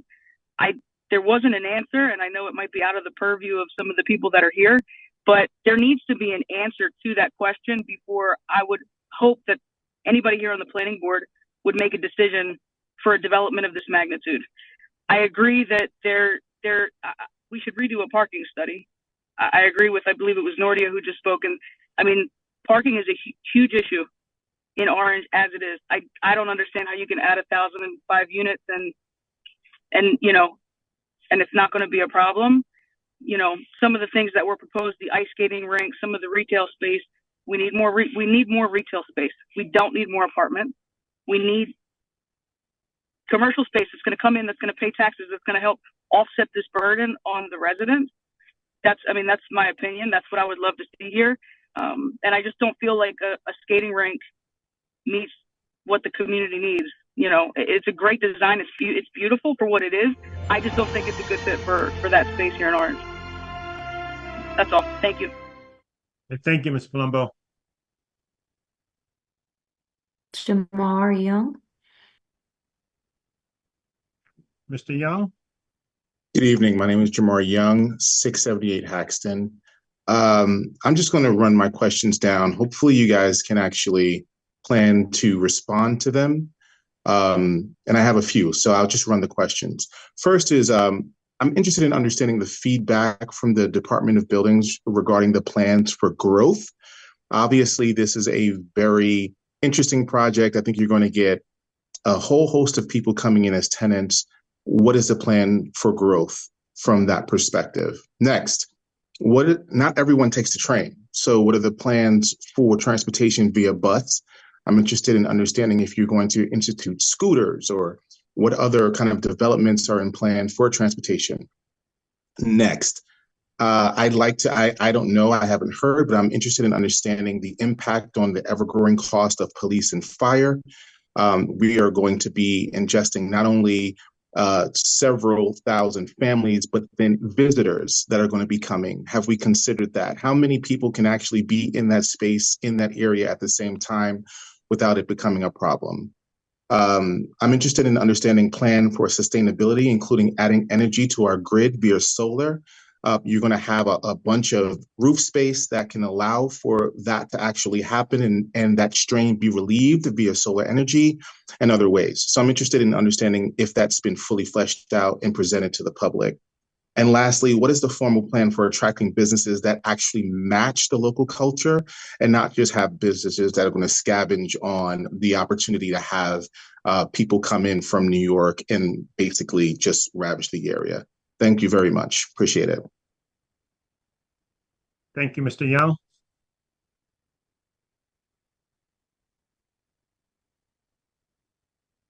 Mr. Chairman, Kawali Campbell. Wally Campbell. Your address, please. Yep, Clearly Campbell, 55 Randolph Place. So again, as those who preceded me have stated, the lack of community engagement and input should be of significant importance. We were actually promised this by the city administrators last year, and that did not happen. And so I think that that should be heavily weighed by all those who are expected to make a vote on this project, all those who would like to see this project come to fruition. They should really take into account that the community was not engaged in this project. And as my neighbors and all those before me have stated, you know, that is integral to the, you know, future of this project. If we really think that, you know, I've heard time and time again how important this site is to those who have lived here. I've heard from community members who stated they have parents who, you know, were born here. They have loved ones who died in this hospital. You know, they've stated time and time again how important this space and place is to them, and to Orange, New Jersey. If we can stop for a moment and really kind of contemplate on how a building, how a space and place resonates with those who live here, then I think that we can all realize how important it is to then come back to the community, not make plans for them, but come back to them and ask them, you know, what it is that they would like to see in this place. Time is up, Thank you, Ms. Jim. Campbell. Next is, wait, See Janice Jan. Blumberg. Yes, please. Yeah, hi. My name's Janice Blumgard. I live at 765 Valley Street in Orange. Yeah, I have a few questions as well. First off, I will say, I guess anything you put up there is an improvement on what was there. But those buildings, they were abandoned and they lasted all this time. And I bet anything we build there today, if it was abandoned for 20 years like that, they wouldn't be in as good a condition as those buildings are, even though they're not in good condition. But they don't build like they used to. That's my point. All right. So the gentleman that worked in town hall was asking about parking for town hall people that work there, but I'm asking about people that come to visit town hall or have business there. Like, how many parking spaces are available for them, for us? And just the town hall, are you gonna have to pay rent on this new property, or is it free? I'm not clear. Like, you own the building where you are now, or what's gonna happen with the old building now that you're moving from? And will the town be paying rent to this new facility? I don't know how that works. I was just curious. And what, like, a lot of people mentioned some good ideas about healthcare, urgent care, or you know, senior centers or centers for younger people. That's what I was thinking of when we were talking. I was talking with Branch about what could be put on the site, you know, a while ago. And Ms. thank you. Blumgarten, I apologize. The clock didn't go off sound and alarm, but your time is up. All right, well, can I just finish my sentence? Please. All right, so I think there's a lot of other apartments all over town, and I don't know if my one other question was, how many of those are being filled, and how many more apartments do we need, you know, in Orange, and are they actually being rented? Thank Thank you you. very much, ma'am. Next up, I see Levon Boykins.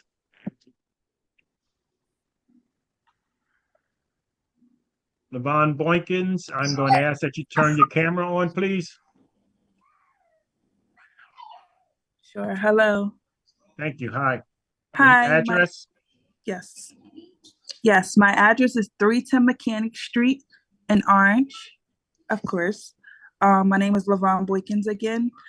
When I first heard about this major project, it was recently, and I bring that up because this being such a large project, the community definitely should have heard about this sooner. So to just be hearing about it is unbelievable. I actually grew up in Orange. I know about this site. Family members was born there. I know individuals who's died there. The lady across the hall, she retired there. She was a nurse there. So I feel that this property should, like many of my neighbors said, we should really go back and look at the plans of this site. You know, we really need to put something for the youth, something that could bring jobs. We really don't need no more apartment buildings. There's so much apartment buildings, and they're not affordable. We need to go back again. We need to go back and build something for the youth, something regarding healthcare. You know, even the ice skating rink is not really fitting into our demographics. So I just feel we really need to go back in about this project, and definitely listen to the community input on this project, because this is a large one. Another thing I would like to talk about is I literally live right here on 310 Mechanic Street, which is in front of the property that the project that's about to start. How are you guys going to address the health issues with the, you know, the chemicals that's gonna be in the air when they start doing a project as well? I think that's something else to take into consideration. And the parking, I don't really want to get started on the parking, because the parking is just, that's a whole nother, you know, it's a major issue. Yes, Major thank you, issue. Ms. Boykins. Your time is up. Thank you so much for hearing me out. You're welcome.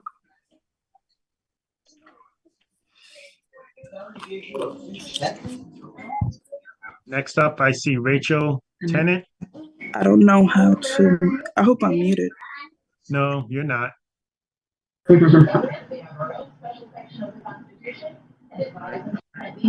Rachel, can you share your address? Yes, I don't see the timer. So. Not yet. Rachel Tennant, 461 Waverly Place. Thank you. Where's the timer? If you move your cursor, it should come up to the top. It's 1 minute and 48 seconds right now. It's right up top. You're at 1 minute. You're at 1 minute and 42 seconds right now. Oh, after I gave my name, it should be starting now. In any event, one thing I did agree with Mr. Murray when he said at the last meeting is that this is a small town. And this small town is being overwhelmed by so many apartments. I'm not sure. I know I'm somewhere on here. I don't see myself anymore. I'm playing games now. You're here.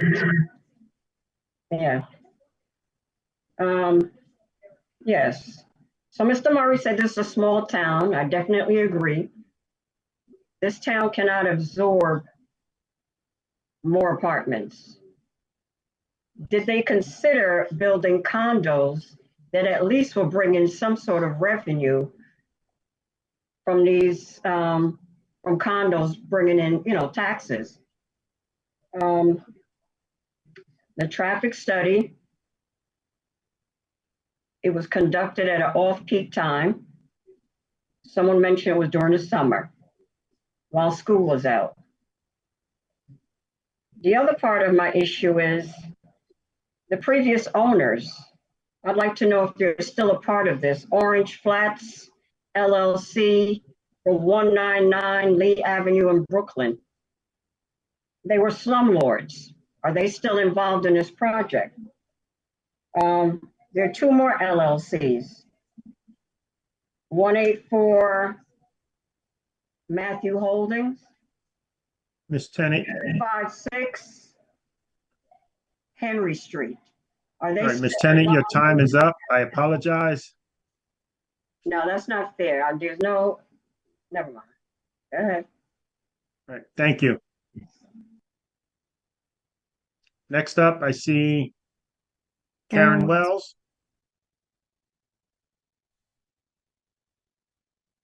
Ms. Wells, can you state your address, please? You're muted right now, Ms. Wells.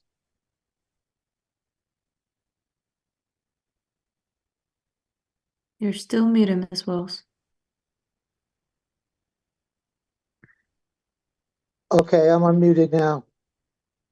Thank you. And my camera is on. Thank you. Okay, I just have a number of Address? questions. 288 Highland Avenue. I just have a number of questions. Why would we consider placing City Hall, a non-tax-paying entity, on this property? We already have retail space 1 block from where this is proposed that has been vacant for 20 years. We haven't been able to put anybody in there basically on the neighborhood. What is the target market for these apartments? Are these apartments market rate? Are there any options for purchasing any of these apartments? As a live workspace being considered like WeWork, where you live there and you also work there, similar to what they're building in Maplewood right now. And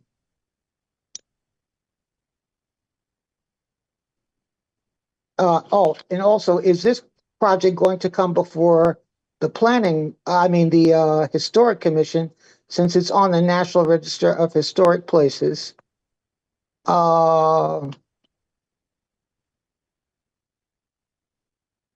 And I believe those are all my questions. All right. Thank you, Ms. Wells. Thank you. Douglas Douglas Ferran. Yes, hi, thank you. My name is Douglas Farrand, mispronounced my own name, sorry. I'm at 35 Cleveland Street, where I'm a member and president of the Faith Plus Works Unitarian Universalist Congregation of Orange. We're a 135-year-old congregation, just a 3-minute walk from the train station. And I have 3 sort of questions aimed at sort of statements made by some of the folks presenting tonight. The first speaks to what a lot of our neighbors and community members have already brought up, which is that the first person to make a presentation tonight stated that this project was respectful treatment of this beloved site in Orange. And so my first question is, how is that possible without robust community engagement? There have been appeals towards conforming with the master plan and the Cora plan, but we all know that both of those plans were done with minimal and negligible community input. So my questions following from that are, was there any engagement that was done? And would the developer and the planning board, in fact, consider requiring the developer to go back and engage in say a 3-month robust community engagement process to inform this proposal and live up to this claim of it being a respectful treatment of the site. It's very common planning practice in many other cities. Second is around the statement that this would be a transformative project for Orange. There was a claim made that it would support local businesses. I frequent many of the businesses near the recent developments near the train station, and consensus broadly is that there is little to no increase in business that they've experienced from these new developments. It's very clear to business owners that the folks living in these new buildings are getting on the train or getting in their car and leaving town. So, I'm wondering if there's been any studies done to back that statement up. And then my last comment is around how this would be transformative for the community and be an economic engine. The idea that we could do a training to train 50 people to be HVAC negligible compared to the potential this site has for economic development. So I'm wondering what studies have been done to actually show and engage how this site has the potential to connect neighborhoods and be a real economic engine for Orange. All right, thank you, Mr. Ferran. Thank you very much. Constantine Taylor. Constantine Taylor, Yes, yes. Hey, how are you guys doing? address, please. Good, I hope. Good, good. 270 High Street. Hey, how are you, Mr. Holmes? Sharif Williams, how are you guys doing? Hey, I graduated Orange High School in '85 and I moved away, and I just moved back here about a year and 2 months ago. So it's been over 30 years, right? And I've been into developing commercial property. And when I got back here, my question to almost everybody I ran into, what is going on with the Orange Memorial site? And you know what, brother? Out of about 50 people, every single solitary response was the same. Brother, we've been sold out on that piece. They sold us out on that piece. What I'm trying to tell you is, I'm a outside person looking in because I've been away for so long, and I'm telling you, the people are hurt behind this project. They really are. A good friend of mine had some work done there when he had an issue in high school. My good friend Reggie Miller. A lot of you people know him, right? He had some work done there because he fell sick and ill. It is a travesty if we don't put something health related in there, right? And I would like to also say, anyone who is in the sound of my voice and is willing to invest and is into commercial real estate, please reach out to me, call me. I've been trying to put people together in Orange for to invest and to become a part of it and stop letting outsiders come and take. But no one wants to do the work, but everyone wants to complain. 617-322-4359. Let's do something about it. Good to see your face, Mr. Holmes. I'm on my way home from coaching 3 basketball teams in Orange. I love you, brother. Have a good night. Thank you, sir.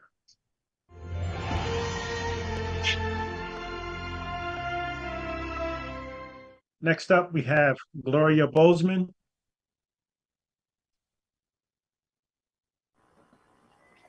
Ms. Bozeman, can we ask for your address, please? 345 Olcott Street. First off, I want to say that I am particularly thankful to have this opportunity to speak, but there is no timer on our side. It may be there for the secretary, but we don't see it as the participant, or at least I don't see it right now. But I do want to say that my career started at Orange Memorial Hospital before it was named Hospital Center at Orange. And so I have a long history, and I've also rode by so many times and wondered what it was that we were going to do with it. This may not be the appropriate meeting for the questions that are being asked, but it is an appropriate question for the planning board members, that when we began to look at Orange in the context of Orange and what it is that the community has to say about what happens in that spot is significant. I'm pretty certain that the developers and the design is absolutely beautiful, but it does not have a community fit. And the reason that it does not have a community fit is that you've heard that many people who will be impacted by this have not had an opportunity to participate in what it is that it will become. People have mentioned the health of the community. People have mentioned the quality of life issues in the community. People have mentioned what it is that we believe that we needed to have. And certainly I had no idea that we needed a new city hall, and an ice skating rink blows my mind. But nevertheless, what we're asking the developers to do, and particularly I'm asking the planning board to do, because I think the developers did their job. They talk about meeting the specifications, what the justifications might have been, whether they're in the right zoning. All that's been done. And I assume that it's been done correctly because that's not my expertise. But my expertise is in health and the quality of life issues that have not been addressed in this development. And the planning board has the responsibility to make certain that the things that are going to be used for this very large piece, last large piece of land that would have an opportunity to help us as community members, we should have had much more input, and the planning board should have made certain that we had that input. The developers did what they were supposed to do. We, as the members of the community, should hold accountable the planning board so that they are able to respond to our questions. And so Thank you very much, Ms. Bozeman. we had that opportunity. I'm out. Thank you. Next up, I see Janice Morrell. Good evening. Good Can you evening. hear me? Yes, can we have your address, please? Certainly. 309 Lawn Ridge Road. I'm not going to repeat that which the previous speaker spoke of so well. They have addressed their frustrations, their needs, but I believe this is the first time anybody has heard them. I want to go back. In the past, when the Walter G. complex was demolished and plans were developed, the projects on Perot Street, the buildings on Mechanic and South Center Street on that corner, as well as the apartment complex on Oakwood Avenue and Berwyn Street, and many others. There were community meetings. I attended them. The planner, the Hazel, Mr. Hazel, and others were all there to hear our comments, our wants for the area. I don't know who the heck the plans reflect here, and that's pitiful. The other thing,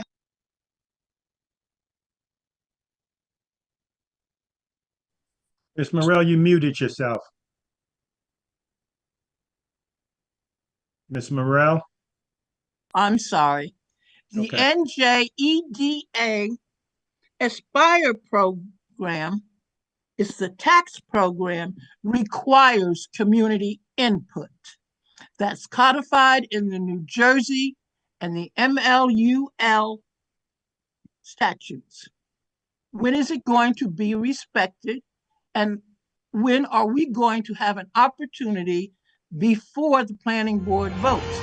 Second, having the planning board consider both a preliminary and final site plan approval in one meeting is not encouraged by any statutes for a project of this magnitude. I'm asking the planning board to stand down and don't vote. Thank you, Ms. Morrell. Next up, Alicia Rodriguez. Hi, I'm Alicia Rodriguez. I live in 487 Mountain View. I kind of wrote everything down based off the last meeting you guys had, and I'm just going to read off of it to make sure I stay within the time. I understand that people are here to make money, and I do think that it's one of the better presented projects.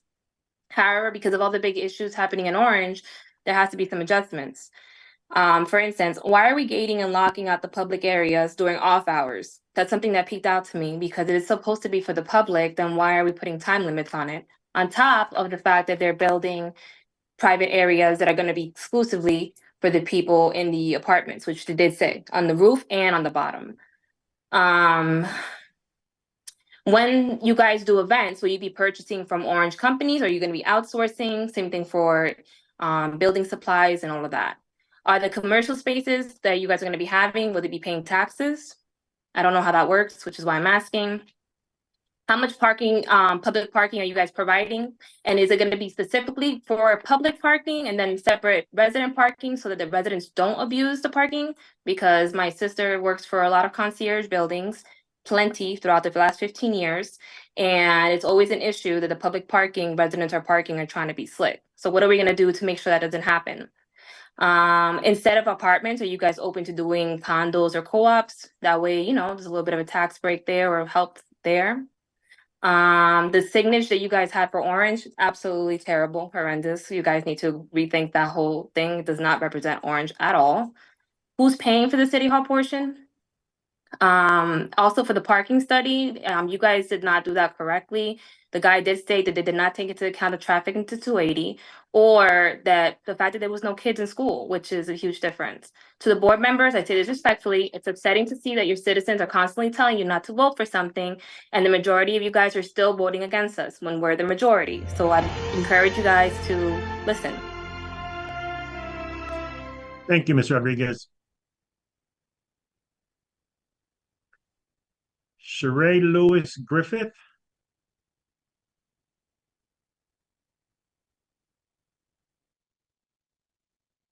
Sheree Lewis Griffith.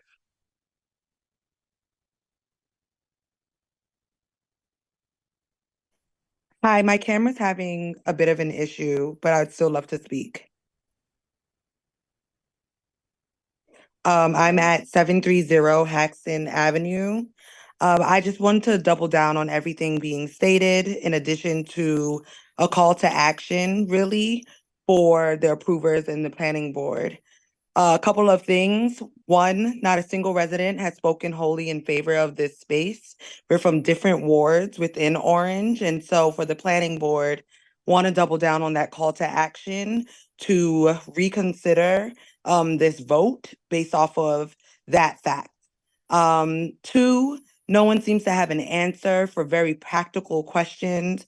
I would love to express gratitude to Mr. Enoch Foston, who did bring this up around taxes, school, and sewage. These are things that will affect our everyday lives, not only for us as individuals, but our families. And so without an answer to that, I am not sure how any vote can move forward without serious consideration. And then thirdly, just really thinking about the fact that, yes, the community hearings were held and before these plans even began, and yet still with those community meetings being held, not a single thing that was stated there is actually in the plan. So with several of these meetings, our residents are consistently stating that they are feeling unheard, like they actually do not belong. And so the call to action is to use this opportunity for us to feel heard and feel a sense of belonging within our community where we are raising our families, paying our taxes, and would like to continue a future here in Orange. Thank you. Thank you, Ms. Lewis Griffith.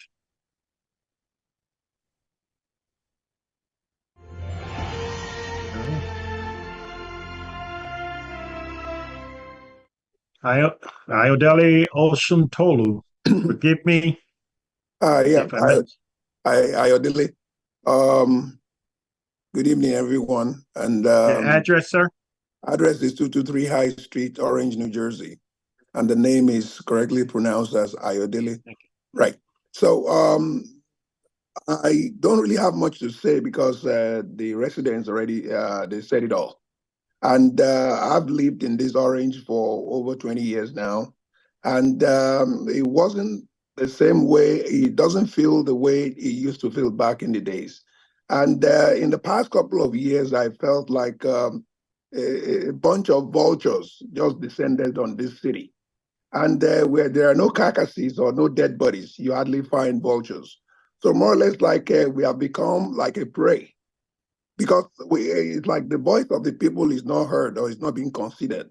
And I would expect that from this meeting going forward, Nobody in this meeting, I haven't seen anybody that said they supported this project. And if they really truly respect the people and they truly serving the people, I will expect the planning board to take all the suggestions, all of the grievances of the people, because to me, more or less like that site that is being proposed, there's a lot of emotions attached to it. And all of that should be respected so that they can go back to the drawing board and see what serves the interests of the people much better. Because the purpose of having a mayor or the purpose of instituting a leadership in any town is for the leadership to serve the people. And from the way it looks like, it's like the leadership not doing that. It's like they're just forcing everything down everybody's throat. Orange, back in the days, used to be a place when I take my kids to school in the morning, the traffic is free and fair. I mean, you can easily connect the highways. But now you are backed up, you're coming out from your driveway, you are backed off 15, 20 minutes to even get on your own street. And the infrastructure that we have here cannot support all of the buildings that is coming on. No parking, no space, no recreational facilities. The library is in a terrible state. Those are the Thank you, things Mr. we need O'Delly. in this community to make the community go forward. So they should be able to consider that and find a way to move things forward and make things better for the life of people. Thank you, sir. Right. Thank you very much. Vanessa Cuevas. Yes. How are you? Good afternoon. I'm My name well. is Vanessa Cuevas. My address is 563 Argyle. I want to start by saying I think a lot of what my previous neighbors have stated, I agree with. I think we're all in unison and the planning board should see that.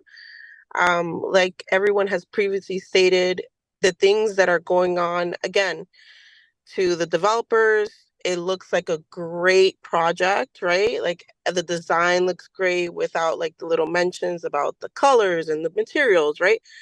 But in general, as a taxpayer in Orange, we all know that the biggest percentage of our increase from this year was police, fire, and the Board of Education.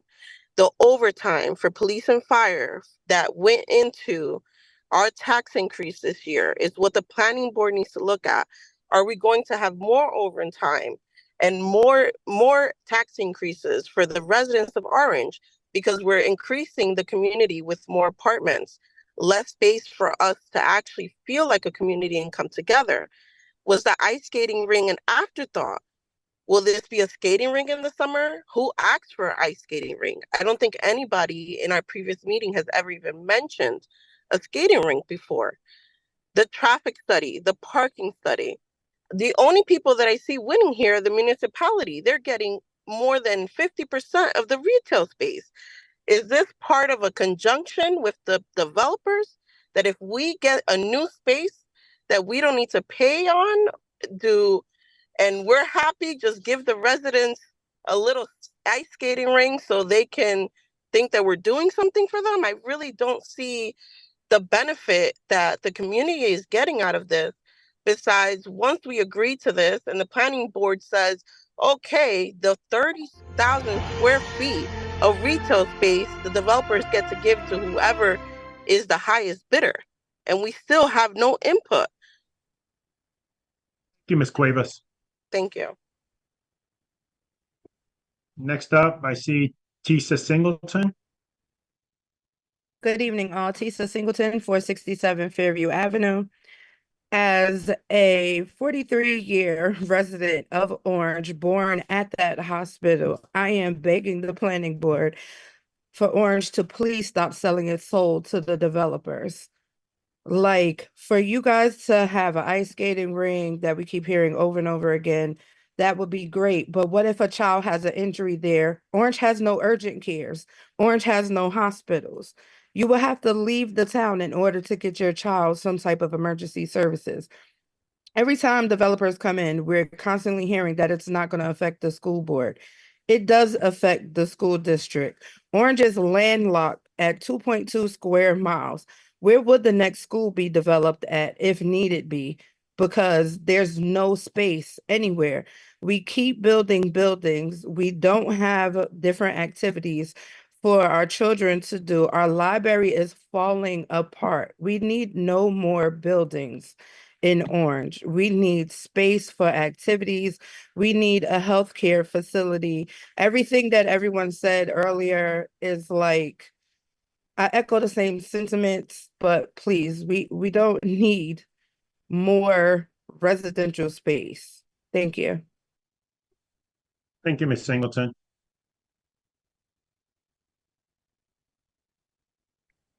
Mr. Chairman, Chris Woods. And finally, we have Chris Woods. Yes, well, alphabetically, I'm always last. Excuse Thank me, you. Ms. Woods, can I hit you? Your address, please. I'm Chris Woods. I live at 702 Tremont Court. And I completely concur and agree with everything I've heard everyone talking about. But I didn't prepare this, but I'm going to just I'd like to focus just very closely on the actual project. And it seems to me that, this is a very closed off, forbidding kind of idea. When I saw the rendering of how you approach it from the north, and it was like, well, there's no trees and there's no benches, because that way the people coming to this destination won't have to encounter loiterers. Well, who are loiterers? Wouldn't loiterers be residents and people who want to sit on benches and hang out under trees?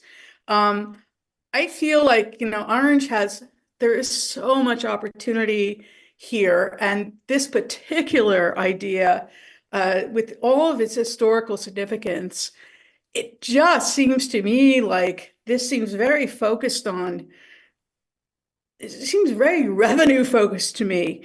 Number one, historically, I keep hearing asbestos and crumbling and everything's falling down. Well, yeah, but there is remediation for asbestos. There is remediation for things. So really, does the whole thing have to be torn down? And secondly, what is the historical value of keeping a smokestack? Like, I'm not quite getting that. I feel like the smokestack is a little bit forbidding. Does that really adding some historical significance in reference to all the other buildings that will be gone? And then also it does seem like it's a very inward focused development here. Sorry, once you're inside, you're welcome, but if you're outside on those peripheries, you're really not welcome. Thank you. Thank you, Ms. Woods. Thank you. Seeing no more hands, I entertain a motion to close public portion. Motion to close public portion. Have a motion from Councilwoman Easton. Second. Is there a second? A Second. second from Member Mobley. Are there any questions on the motion? Seeing none, all those in favor of closing the public portion, please say aye or raise your hand. Aye. Though, is there anyone that opposes closing the public portion of this application? Seeing none, the public portion is now closed, and we thank each and every resident and public member that spoke regarding this application. Next, we'll move to the motion for this application. No? Madam Secretary? I'm sorry, Jenkins. I think you, Chairman. Mr. Chair. Jenkins. No one says, no? No, I think. Oh, that- yeah, that- you're right. I member- apologize. member I Clark, apologize. right. Thank you. Thank you. Need to open Attorney up to Mr. Jenkins. Jenkins. Attorney Jenkins. Thank you all for correcting me. Attorney Jenkins? To reopen public portion, right? Or no? Yes. Mr. Wenzel, Attorney Wenzel? Yeah, it's this is in as the chairman indicated before, that the members of the public would all have the opportunity to make their statements and questions, and then the applicant would then respond to those. So this is technically the end of public session. So the vice chair, as always, is correct. we do need to reopen the public session to allow, solely to allow Mr. Jenkins and his team to respond to the questions raised by the members of the public. All right, All right, so, Mr. Chair, Mr. Chair, I Councilwoman Easton, rescind my motion to close the public session. thank you, Madam. I'm sorry, Councilwoman Easton is, the second. Do we have to rescind the second? Rescind All right, the second I when you're rescind my ready. second. Thank you. And with that, do know that although this is still open, no public member has any comment. This is an opportunity for the applicant to address all of the concerns that came up during the public portion. Thank you very much. Mr. Chairman, I am now wearing the hat of Terrence Murray because Congratulations. an issue. Yeah, he's a nice guy. So, well, I'll turn it over to him. I just wanted to say a couple of preliminary things. And first of all, we hear and we respect and, we understand the public comments that we heard with regard to public participation. However, I think one of the things to consider from our standpoint, and again, not doing to diminish this, but from the applicant's standpoint, and I think it was stated correctly that the applicant here has done what it's supposed to do. In terms of reviewing and compliance with the plan and presenting something which ticks off each and of every one of the concerns that is stated therein. And we've done that. We have provided a mixed use project. We have provided retail space. Going above and beyond, the city has determined that they need to relocate their city hall, and we are accommodating that as well. So what this developer has heard and understands is that in reviewing this plan and complying with this plan and designing the plan, a lot of the questions that are to be taken into account has been raised by the public here have already been so. Many of these questions are administration questions, and not the planning board. The planning board's limited role here is to review this application within the context of the legislation that has been enacted by the city. And we believe we've done that. And I believe there is no professional disagreement with that point. A couple of points that were made, one with regard to the taxes. And I don't know if there's a misconception here, and Mr. Murray may weigh in on this further, but this is a rateable that is coming to the city. This developer will be paying taxes. The commercial components of it will be paying taxes. So to believe or have a suggestion that that's not happening is inaccurate. With regard to Board Member Faustin's question with regard to the sewage, that is one of the things that has been taken into account. And by the way, we can't build it if the sewage and sewers don't work and hook up. So that is a concern that is both contemplated and is being addressed.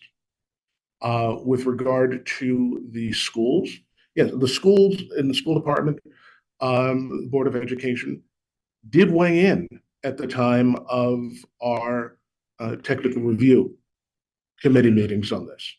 So they have weighed in, they have voiced their concerns, but again, those concerns from a zoning standpoint have been addressed and baked into the redevelopment plan that is the foundation of this application. So the questions that have been raised, they have been addressed. They have been answered. And again, the sewage is the one of the best examples. If we can't have sewer hookups, if it doesn't work, then it doesn't work. But that is part of the design criteria. Did you want to go through some of the questions that were raised? At a high level. Yeah, at a high level, because at the end of the day, we can address some of them, but in all candor, many of them are outside of the purview of this board and the purpose and purview of this hearing. So we will attempt to address them, but I want to set that as a foundational consideration for the board and for the public as well.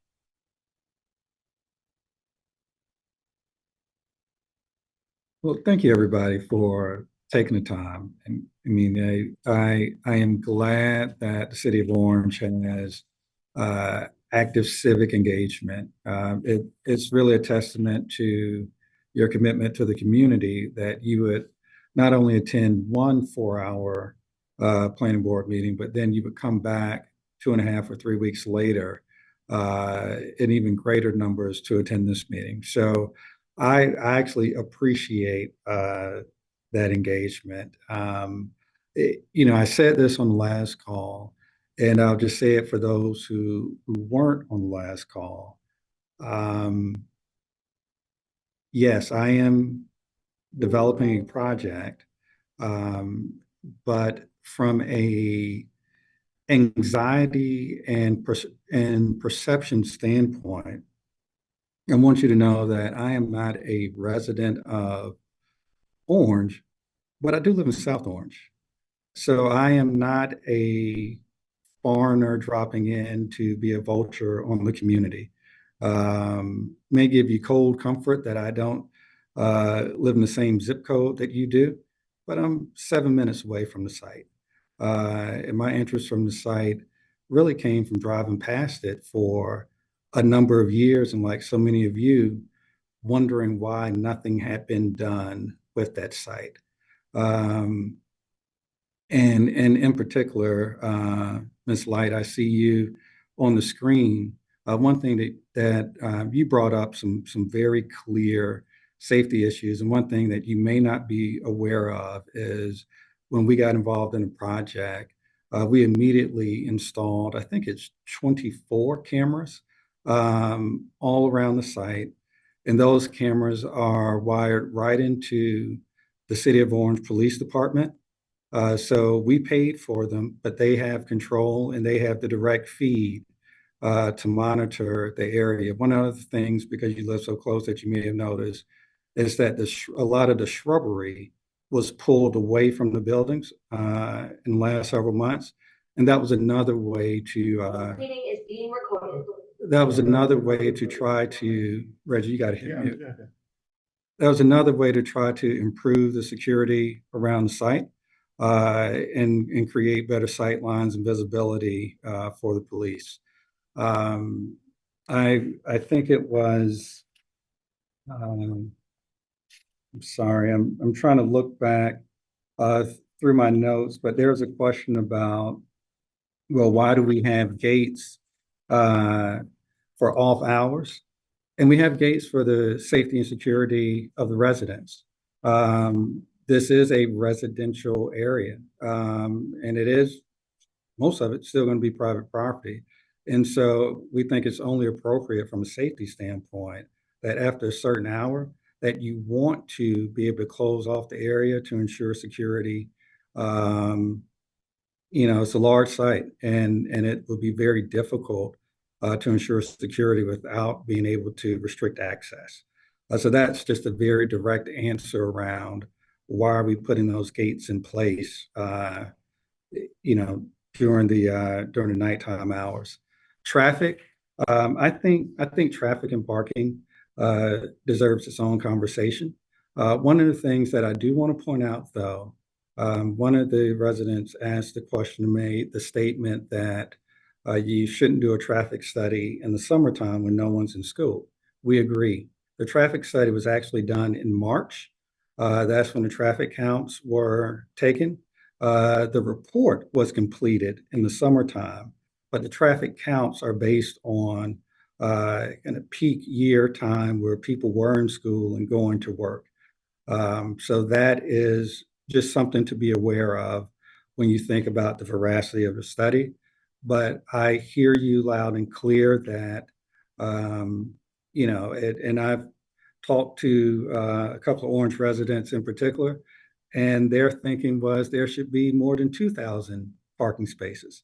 So I understand that that there is a citywide concern about parking.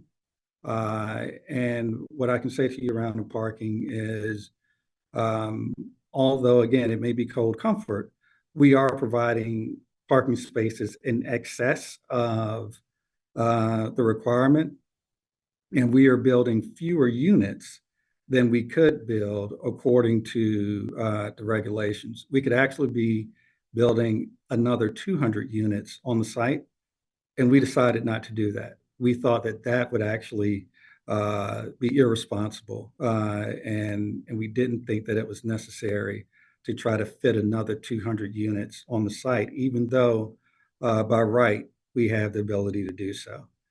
A couple other things that popped up, and I think what I was trying to speak to is our approach to community engagement. One of the questions statements seemed to be around, well, sure, 50 scholarships. Well, what does that really mean in light of 1,000 units? But to put that in perspective, what we did was 50 scholarships for a 319 unit project, not a 1,000 unit project. We weren't required to do that. I didn't mention that the project is near Howard University.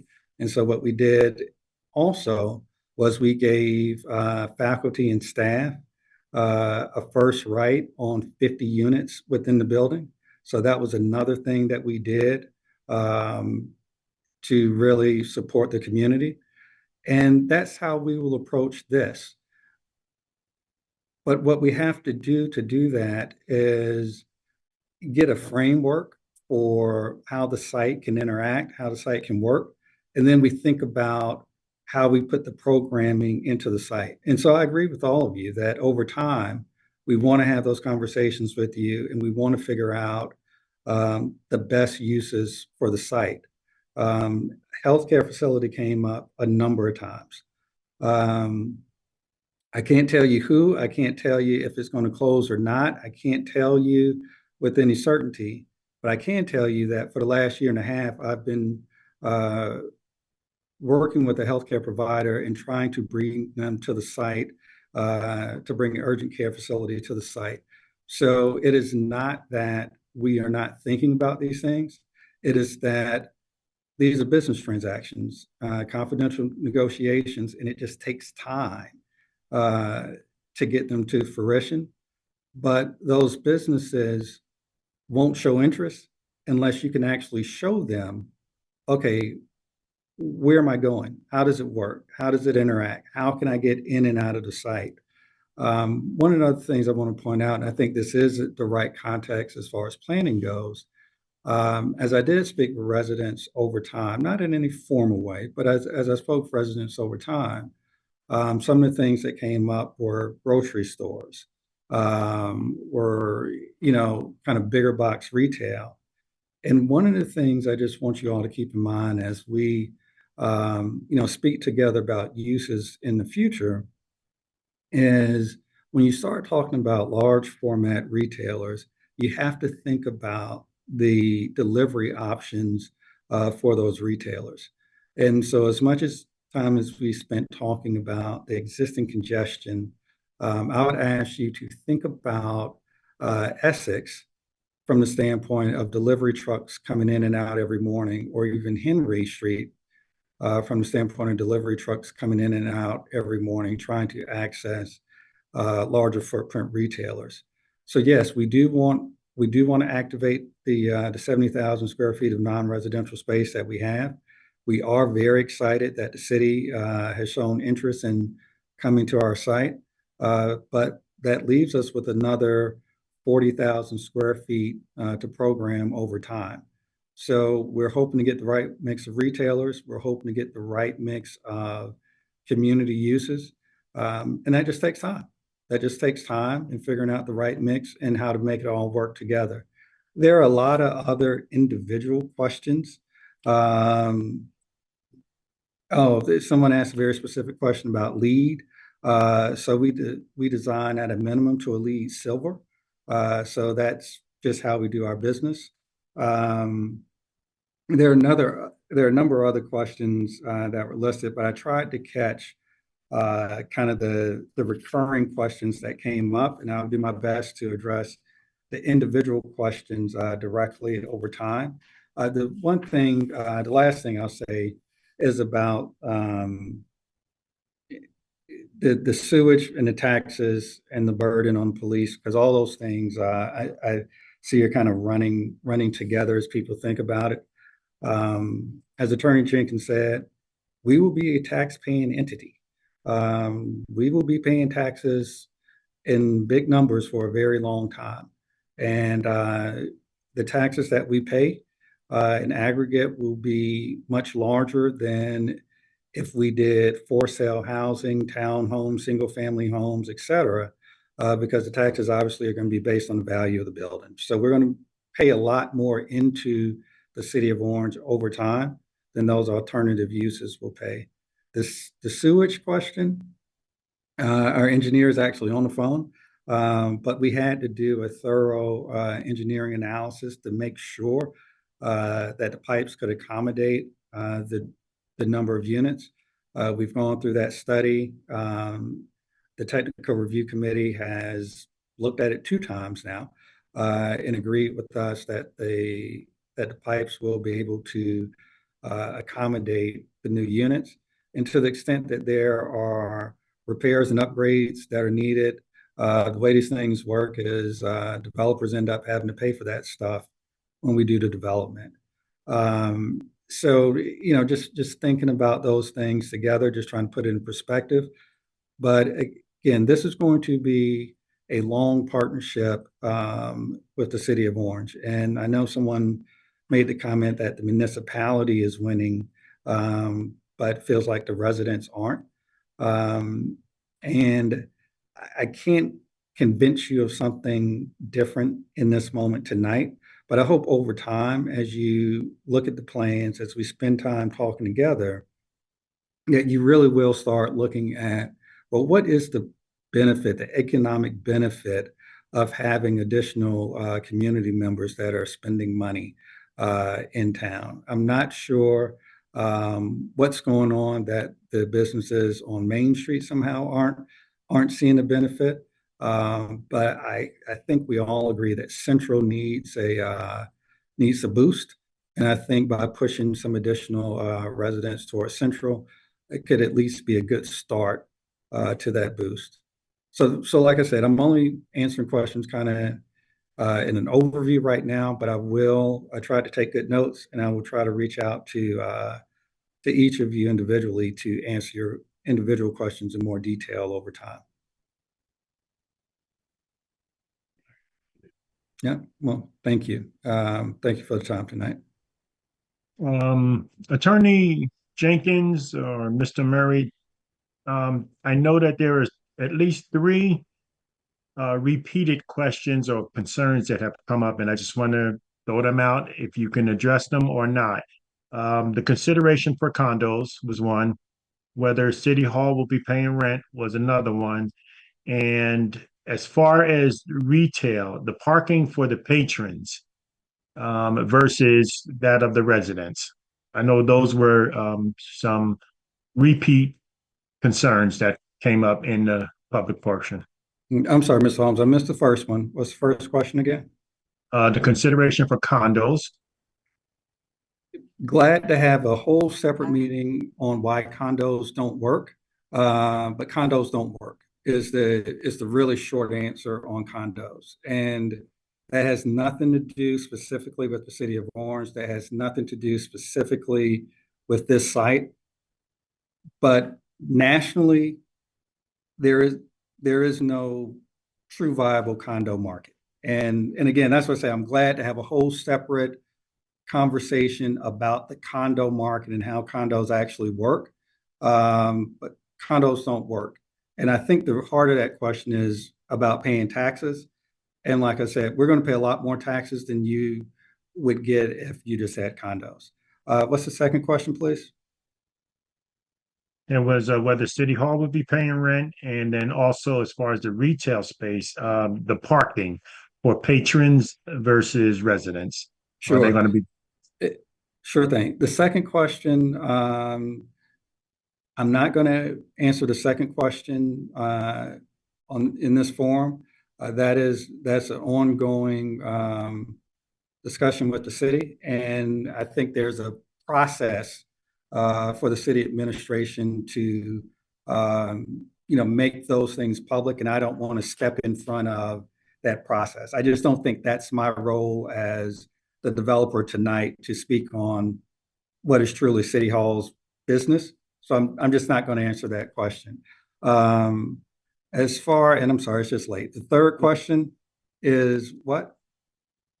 Parking for the patrons of the Oh, yeah, retail sure. space versus the residents. Yeah, sure thing. We'll have segregated parking. We'll have segregated parking is the short answer. All right. Thank you, sir. Okay, thank you. With that, I will entertain a motion to close public portion of this application. Motion. I have a motion from Mayor Warren. Is there a second? Second. Second from Councilwoman Easton. Are there any questions on the motion? Seeing none, all those in favor of closing the public portion, please say aye or raise your hand. Aye. Is there anyone that opposes closing the public portion of this application? Seeing none, public portion is now closed. Now we'll entertain a motion for this application. Motion to approve preliminary and final site plan for case number 24-10, Simrec Orange JV LLC, 205 South Essex Avenue, with variances for minimum rear yard setback of 9.5 feet on site A, where 10 feet is required, minimum rear yard setback of 5.6 feet on site C, where 10 feet is required, minimum side yard setback of 0.9 feet on site A, where 5 feet is required, and design waivers for maximum separation between street trees of greater than 40 feet, where 40 feet is required, for the driveways and the street parking, and curb cuts of 73 feet on Henry Street, where 25 feet is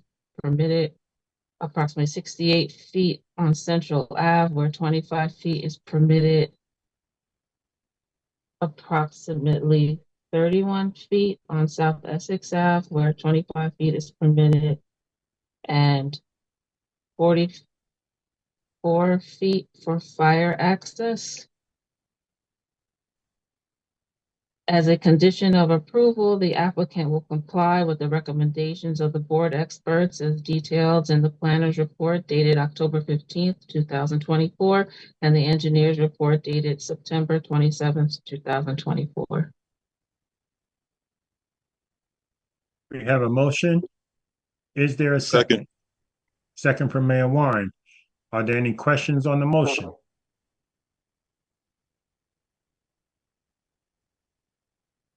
Seeing none. Madam Secretary? Member Floston, Abstain. Member Anuké,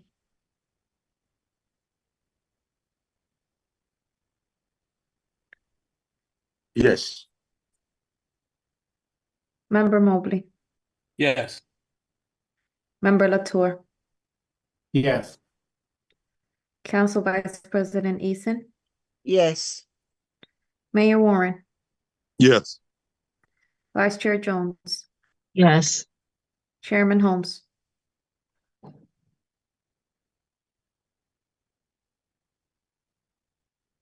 I have to say this, and I before I give my vote, so please bear with me. I do want to say that as Attorney.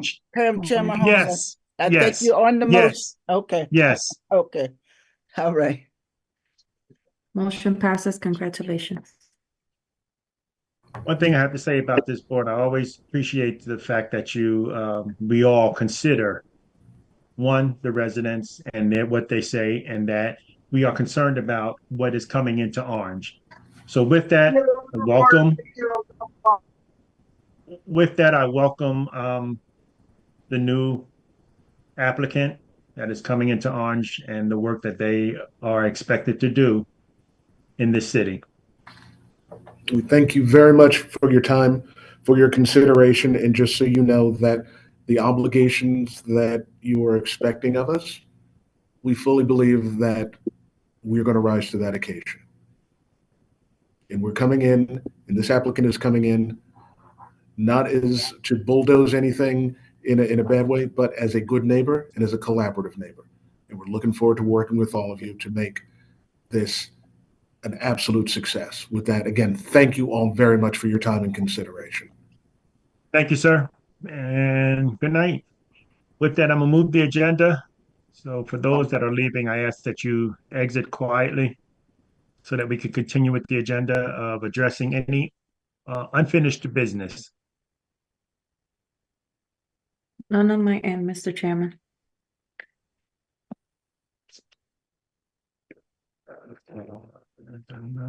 Is there any new business? None on my end, Mr. Chairman. Seeing none, I will entertain a motion to adjourn. Motion?